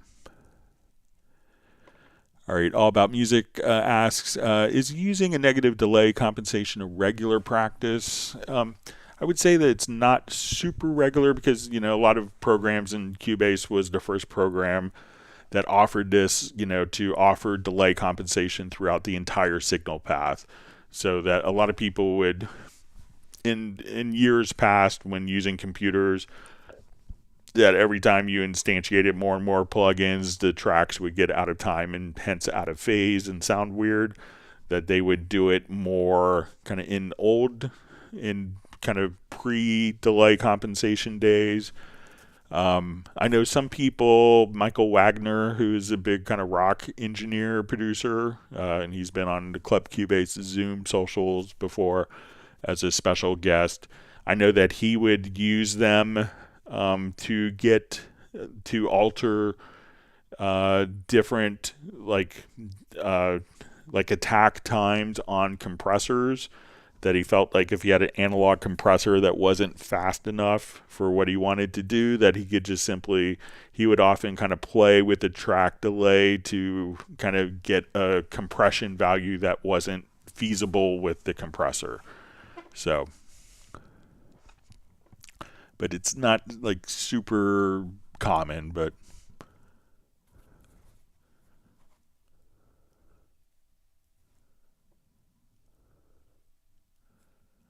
see, Daniel just asked, how much for a Dr. Dre autograph? I haven't met him personally, but I have friends that work with him a lot. So, all right. So we see from Nungu 60A. How long is this sale going for? So I think it's going to be going to September 25th. So yeah. So and this is a rare sale of this magnitude. So you may not see a sale like this for a while.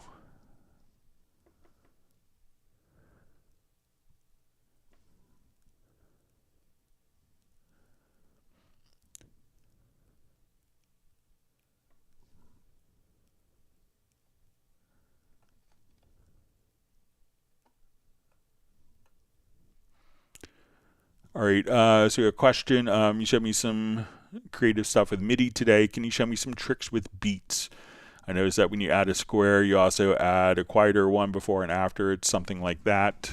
Yeah, so let's say if we wanted to do kind of like shuffles, you know, so let me just see if I remember. Like if you want to do kind of like,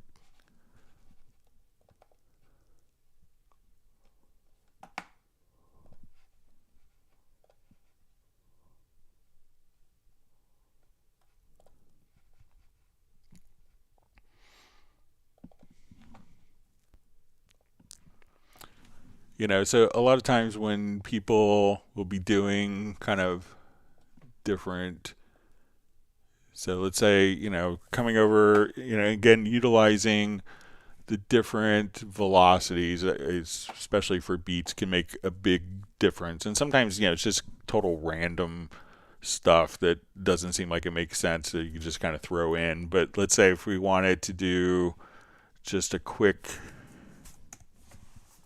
beat here, and I'll just switch this over to our drum editor.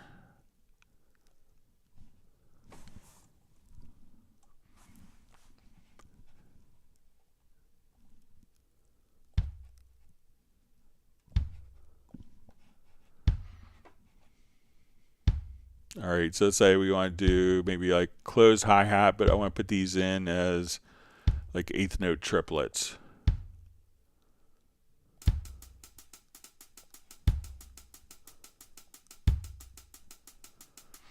All right, and let's say I want to put a snare in here. So let's say I want to put my snare on beat 3.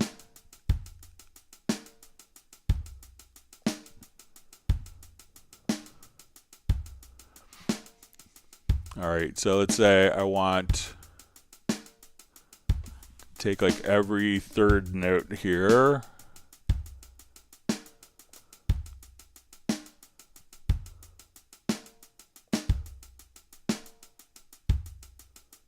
So I gotta say 1, 2, 3, 1.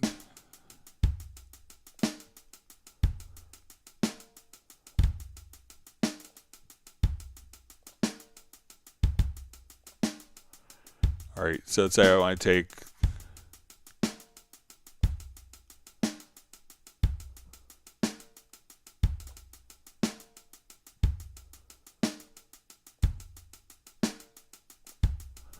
all right, so I'm going to take these notes and I'm going to move them to my snare.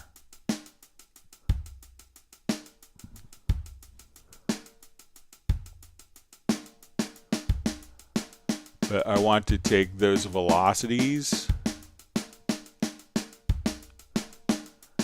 and I'm going to just drag their velocities down except for beat 2. So we're doing almost like a little stick.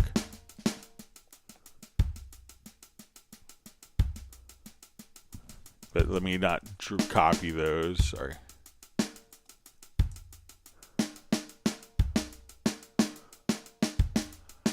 So let me just delete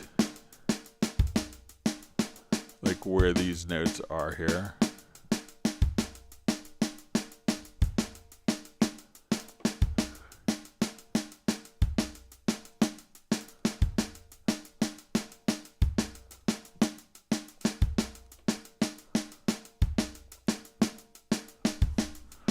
All right, so I want to take all of these snares and drop them down significantly here, except for like beat, let's say on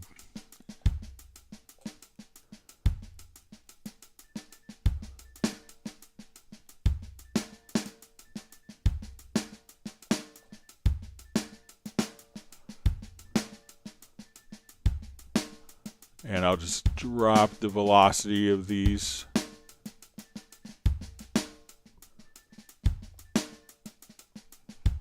And let's say we want to kind of speed this up a little bit.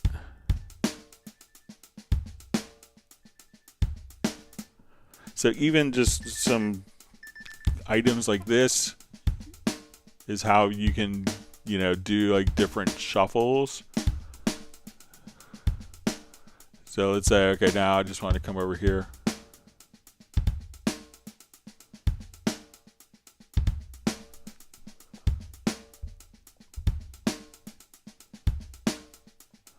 And I'll adjust my hi-hats down overall. So say I'll just select my hi-hats here, and then we could just decrease their velocity.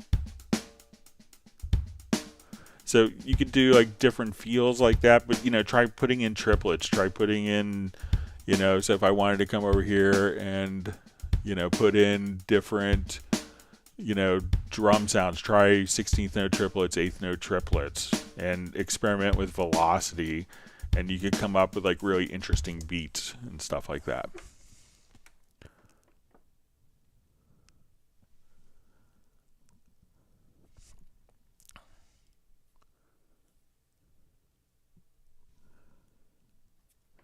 All right, All About Music asks, I see some fellow producers creating 3 tracks with the same violin piece, for example, and pan one each to the left, right, and center. Is that best practice? What's your approach? So I generally don't do that with so much violin parts.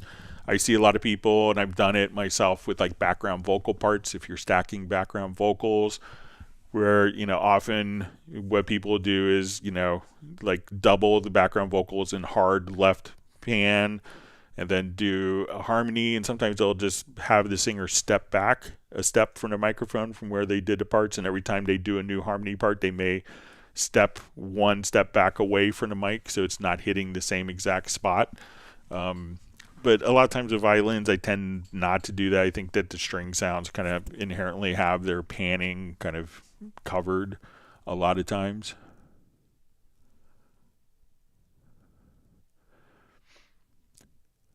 See, Graham Witcher says, you mentioned Dark Side of the Moon. Michael Teen's arguably one of the best Pink Floyd albums ever made, one of the greatest albums ever recorded by any artist in history.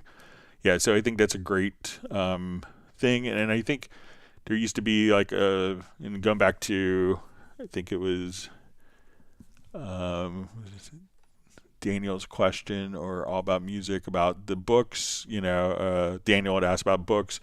I've heard good things about Glyn Johns' book. I haven't read it, but you know, check out the classic album series. I'm sure you could find it on YouTube as well. But that's like books of kind of deconstructing classic albums. And there's a similar series called Song Tracker or something like that for more contemporary music.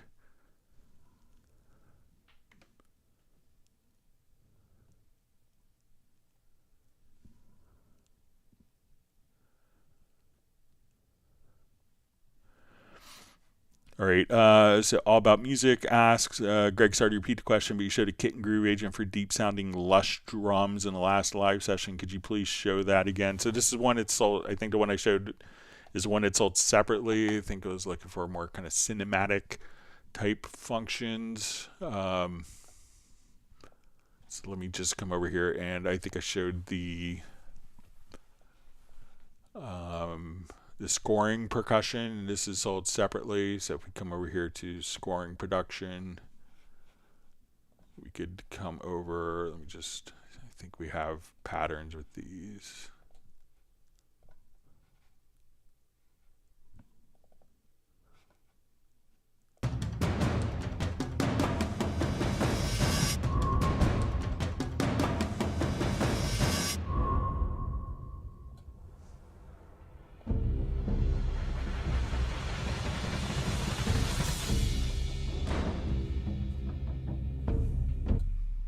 So there's some good ones there in scoring percussion. Hang on one second, I'll be right back.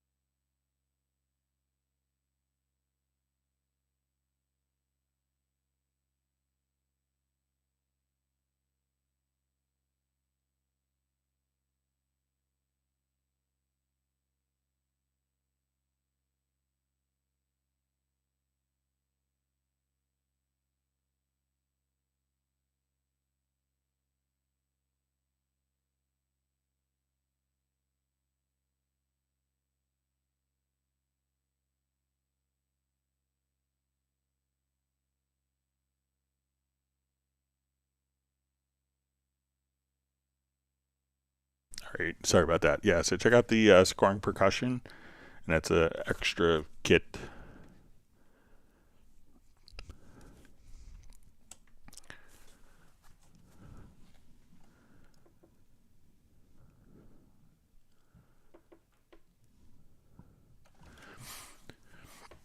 All right, so we see Daniel ask, using drum editor or beat designer, it's kind of the same, just depends on personal preference.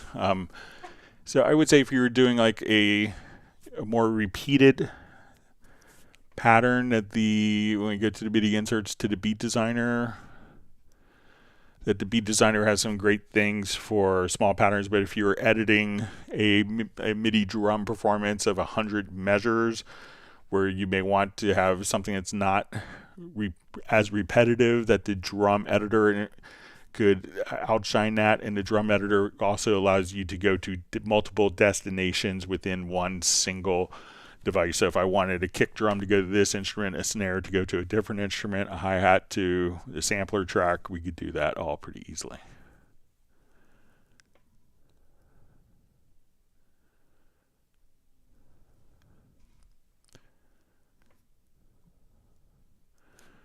So we see a nice comment from All About Music. These sessions are gold mines. Thanks, Greg. So glad that you find them helpful.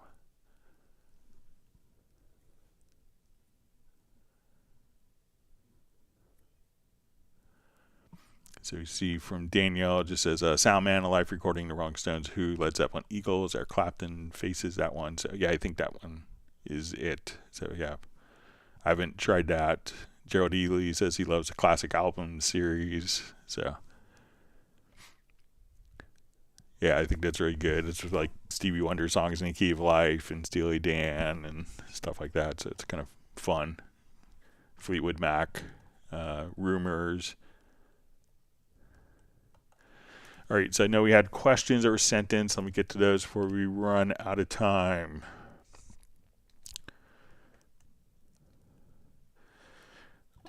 Okay, so let me open up a project that I kind of created for this.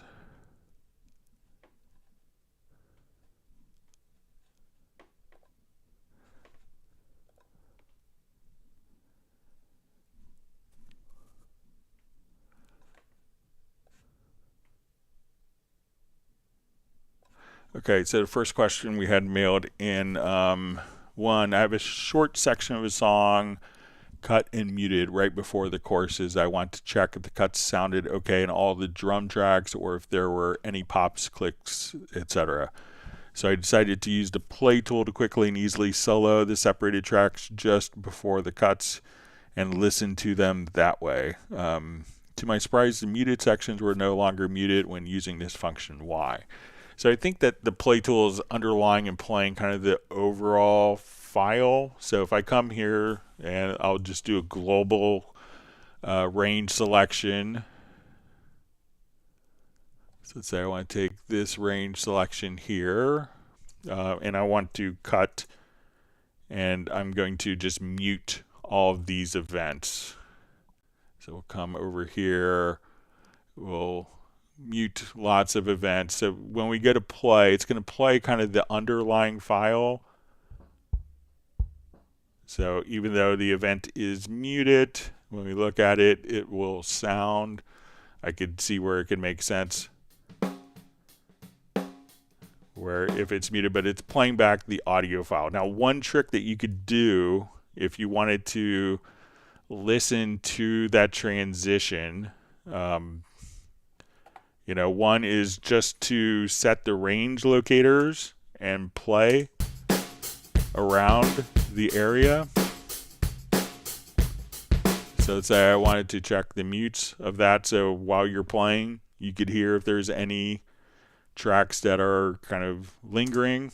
And one other little trick that you could do that might help, I find in situations, if you kind of right click in the ruler and you choose to exchange the left and right locator positions, and while cycle mode is active, you could also just kind of pop over here and you could just entirely skip a section to see what it sounds like. And if we want to listen to the mute, you could do that. But or if you wanted to entirely skip the section, activate cycle, and when you see that the left and right locators are kind of facing outward and it's orange in color, that once that is active, it will just, instead of playing that section, it will skip over that section. So you could try those things, but try just the playing. And I think that the scrub may work kind of the same way. So let's come over here and say, yeah, it's still sounding there. So yeah, but try just to play that particular region and you could hear exactly. And once we have kind of this, once we have a range set, just hit the letter P, and then the left and right locators will automatically follow that particular region.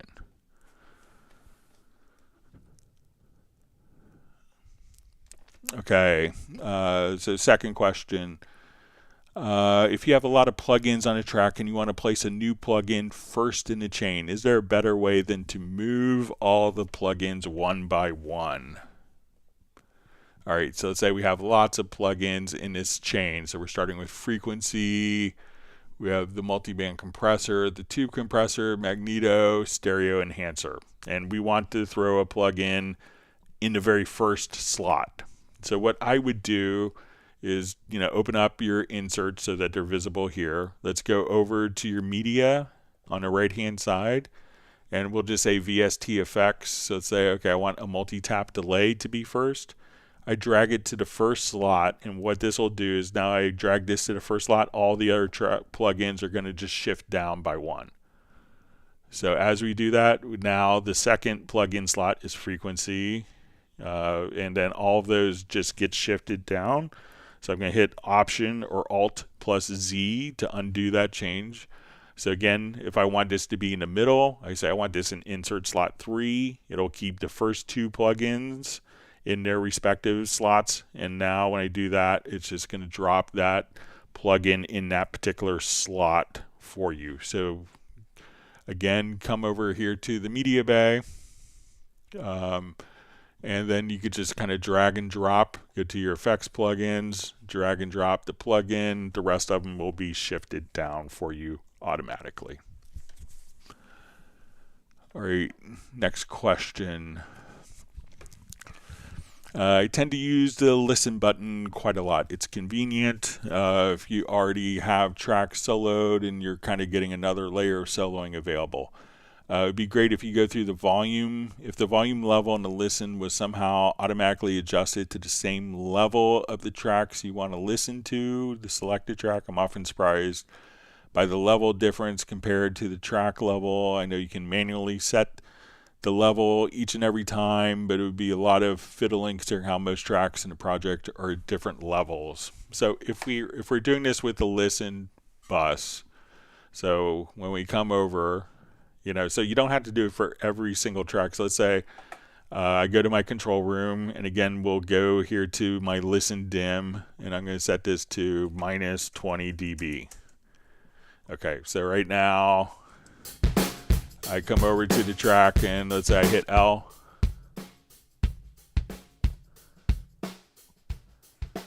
All right, now if I don't want the change, all I have to do is just come here, double click, and hit 0 and enter. And as I come here, so now if I have tracks that are soloed,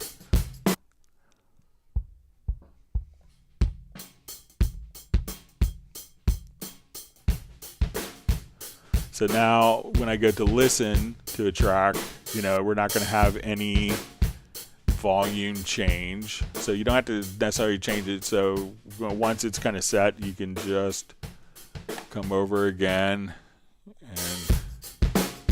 and I could just kind of adjust the listen. But if you have this open, all you have to do is to quickly change it, 0 enter, and now we could just enable to listen on that particular track without change. But I think it's pretty cool to have the listen function to listen to stuff in context. So if you really want to listen to the hi-hat kind of where it's in context and not. So you can make EQ decisions, you can make different effects decisions and kind of still hear it within context, which I think is really valuable. Okay, our next question. Does Nuendo and or Cubase have a separate trim control to volume that can be automated? All right, so let's come over here.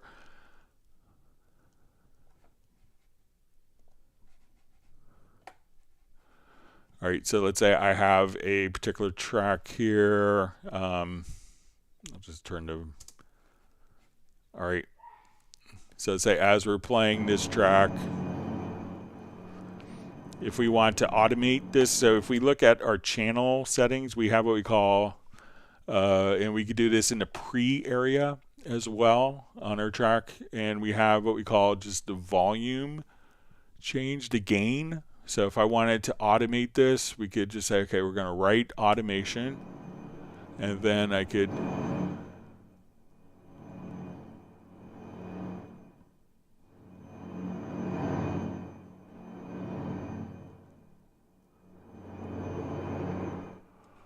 all right, so now when we go to open up our automation, we should see kind of in the pre-gain under input filter, pre-gain, and then you could see the automation of that right there. So that comes before the channel hits the fader, before the channel hits the inserts or channel strip as well.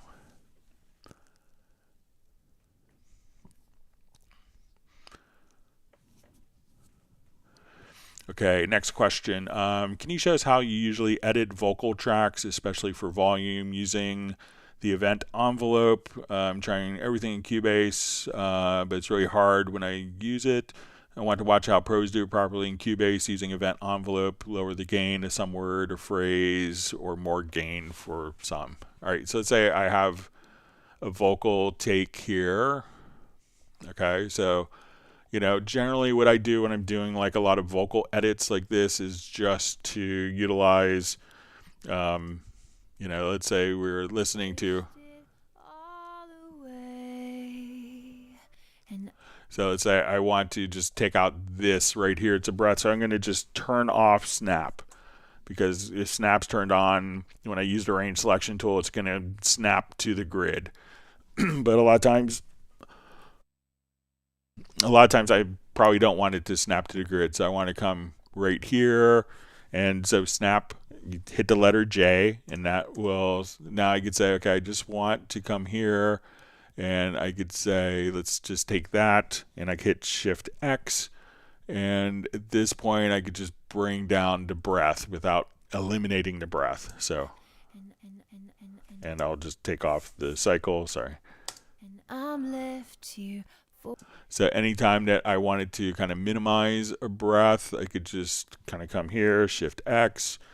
If you hit 1, that will automatically have the event selected that I had split. So again, I'll just say Shift X, that splits, switch it, and then we could adjust the clip gain. Now, if we wanted to just say, okay, you know, I want to bring this word up, I could, again, Shift X, and we could just say, okay, as we select this, I can make this word louder, softer very easily. If needed, to go and do something awful like that. Now, we could also have this in like a macro. So if I wanted to, you know, decrease, like I often call it like a minimize breaths, one of the things that we could do is come over here and have it as a macro. So we go to the key commands, and what we can do is we could open up a macro, and I think I have this created already. We'll see.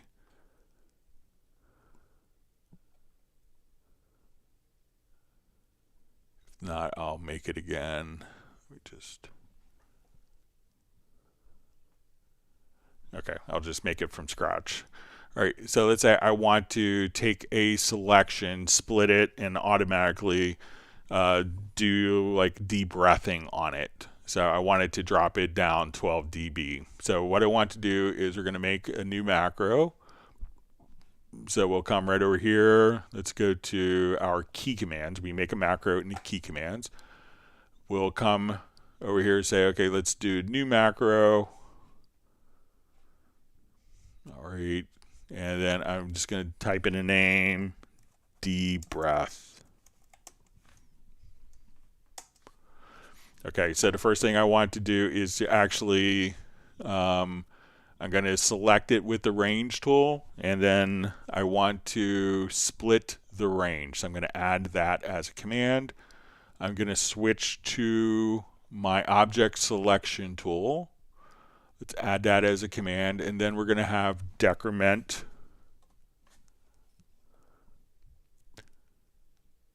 So I'm just going to search here in the key commands for decrement, event volume, and this will do it in intervals of 1 dB. And I'm going to do this, let's say, 12 times. 1, 2, 3, 4, 5, 6, 7, 8, 9, 10, 11, 12. And then maybe I want it to switch back to the range tool. So we'll come over here, add the command. All right, so at this point, when I want to run this particular macro, I could say, and a macro is just a series of keystrokes. So let's say this part here was an obnoxious breath. I'm going to select that, and then I could trigger a key command or a MIDI remote and just say, okay, here's my breath, and then that will just knock it down by 12 dB for you automatically. Or if you wanted to increment volume up a dB at a time, you could just simply select and do the range like that. So those are some quick tips for getting really fast with doing kind of vocal edits, is utilizing macros inside of Cubase. All right, let me jump back to our live questions here.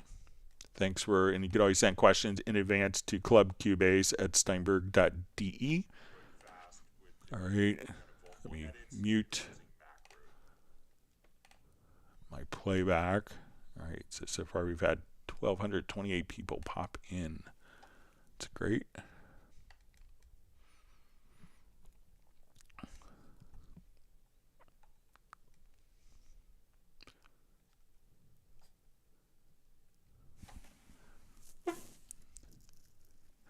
All right, we see my dear friend Clay Ostwald just saying great job within our live stream. So wonderful to have Clay on. Clay is one of my favorite musicians and people in the whole world. So you could Google Clay and read all about his amazing work.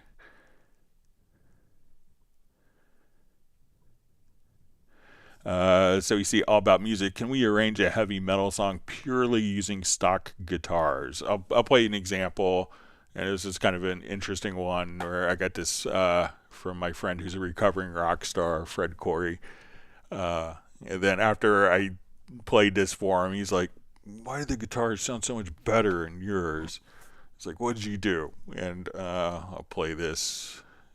May not be heavy metal, but we'll call it like a hard rock feel, but just give you a sense of what you could do.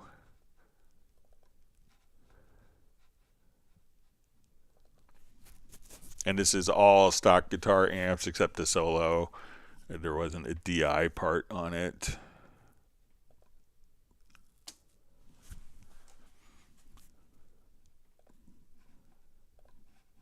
Okay, but this is all stock plugins and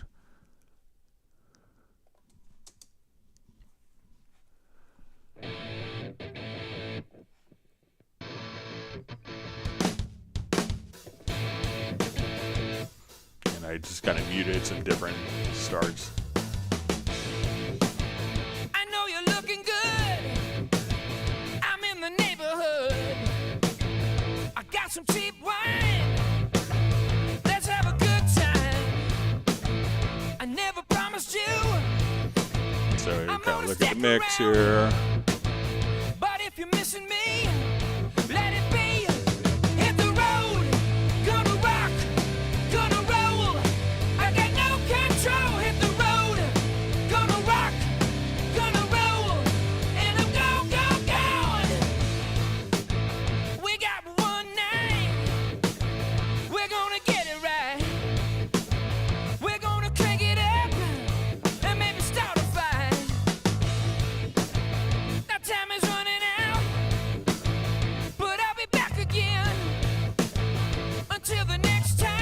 So all this is Hit the road, gonna rock, gonna roll. I got no we go to control. look Hit at the road, gonna rock, gonna roll. our stack background vocals Hit the here. road, gonna rock, gonna roll.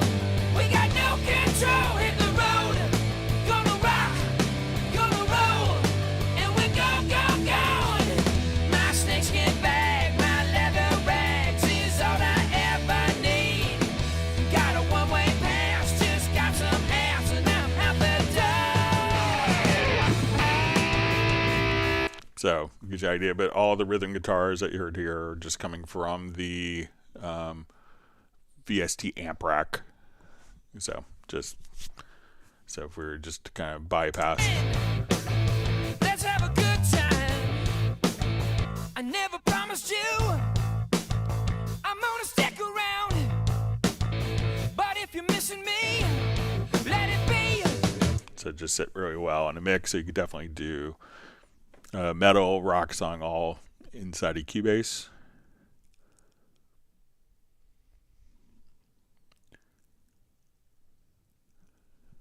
All right, see Daniel just saying how great the community is. All right, Millard Brown says, Greg, as always, thanks for the great answers and tips. You're welcome. Thanks for joining and being on the live stream.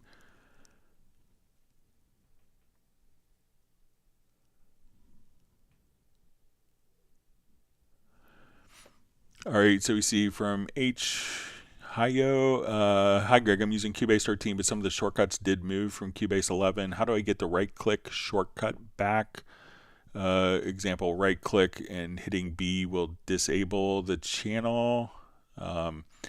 So I'm not sure if that's a custom key command that you had from 11. So, but right-clicking, so you could have the menu here. I'm not sure if you're on a particular track or if you're if you want to disable the channel, just right click on the channel will allow you to let me just select a channel, not a folder, but right click, you could come over here and disable the selected tracks.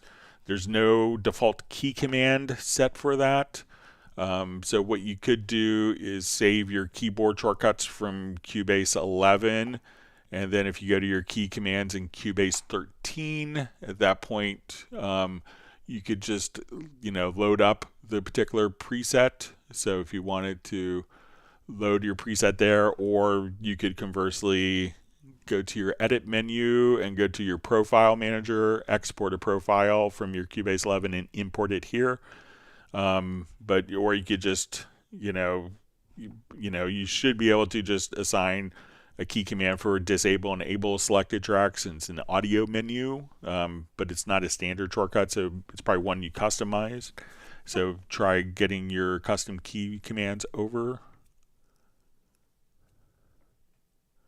All right, so we see from Zane Sally, can anyone tell me? I'm not sure if there's another part of the question. Maybe we'll see it further down in the discussion.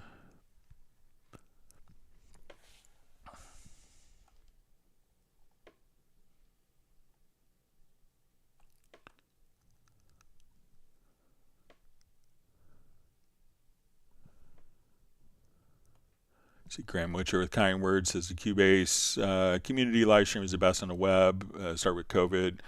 When COVID hit, and we've been going for 4 years now. Long may this continue.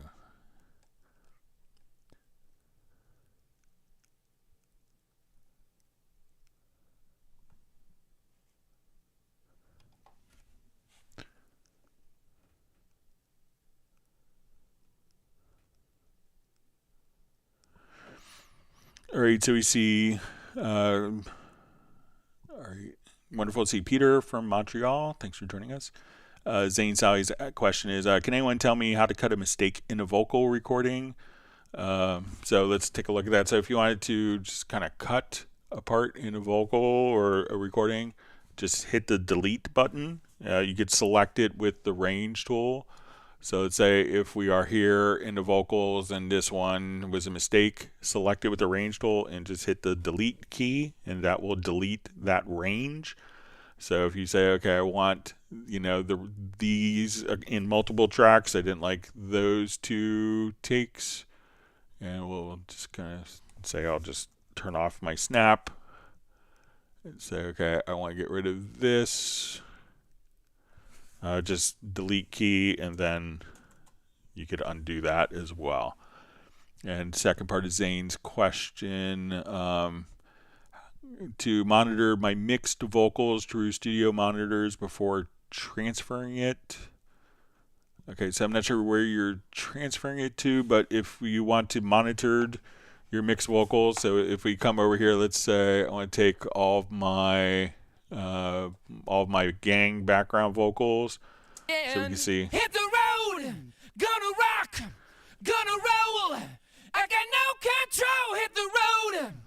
So this is monitored to mix vocals through the studio monitor. So I have this going out to my to the stereo out. The stereo out is being routed through the control room, but it's just going directly out from your outputs or your control room from your audio interface to your monitoring system, whether it's powered speakers or going into an amplifier, then to speakers.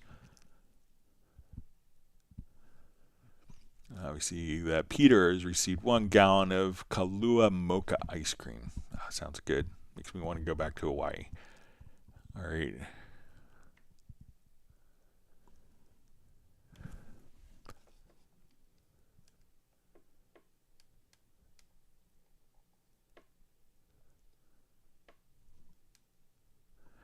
All right, Gerald Ely says exchange right and left locators with cycle on knee tip. All right.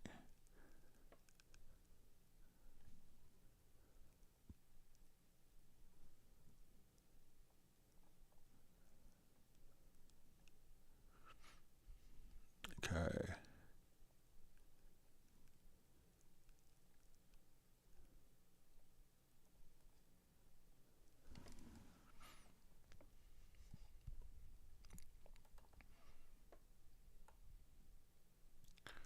Okay, reading through comments.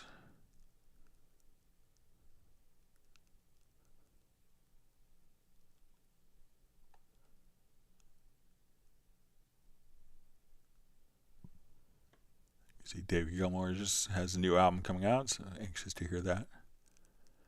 All right, Jazz Dude posted Clay Oswald's channel. So I use some Clay tracks a lot in live streams.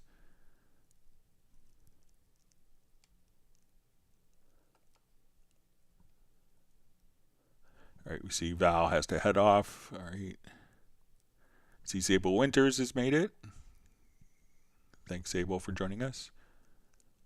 All right, and Pablo has made it. All right, wonderful to see Pablo, drummer, famous drummer from Hot Mess. All right, Pablo is like 119. Thanks for all the likes from everyone.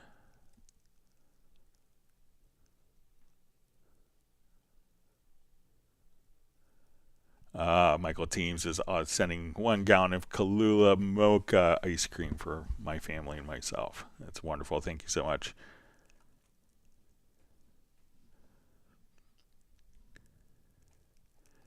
All right, so I think we're at the end of questions. Again, will probably be tomorrow morning when I'll be doing the index for the next 2 live streams because of concerts I'm going to.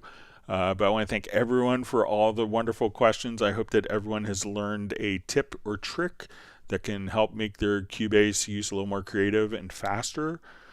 And I appreciate everyone taking time out of your morning, afternoon, evening to learn more about Steinberg products. Take advantage and, check out the current promotion that's going on. So for the Steinberg 40th birthday anniversary sale and promotion. So it's a wonderful way to get into some other titles in the Steinberg catalog at a discount. And again, I appreciate being part of such a wonderful community, and I appreciate everyone on the live streams coming in and making it such a great environment for people to learn.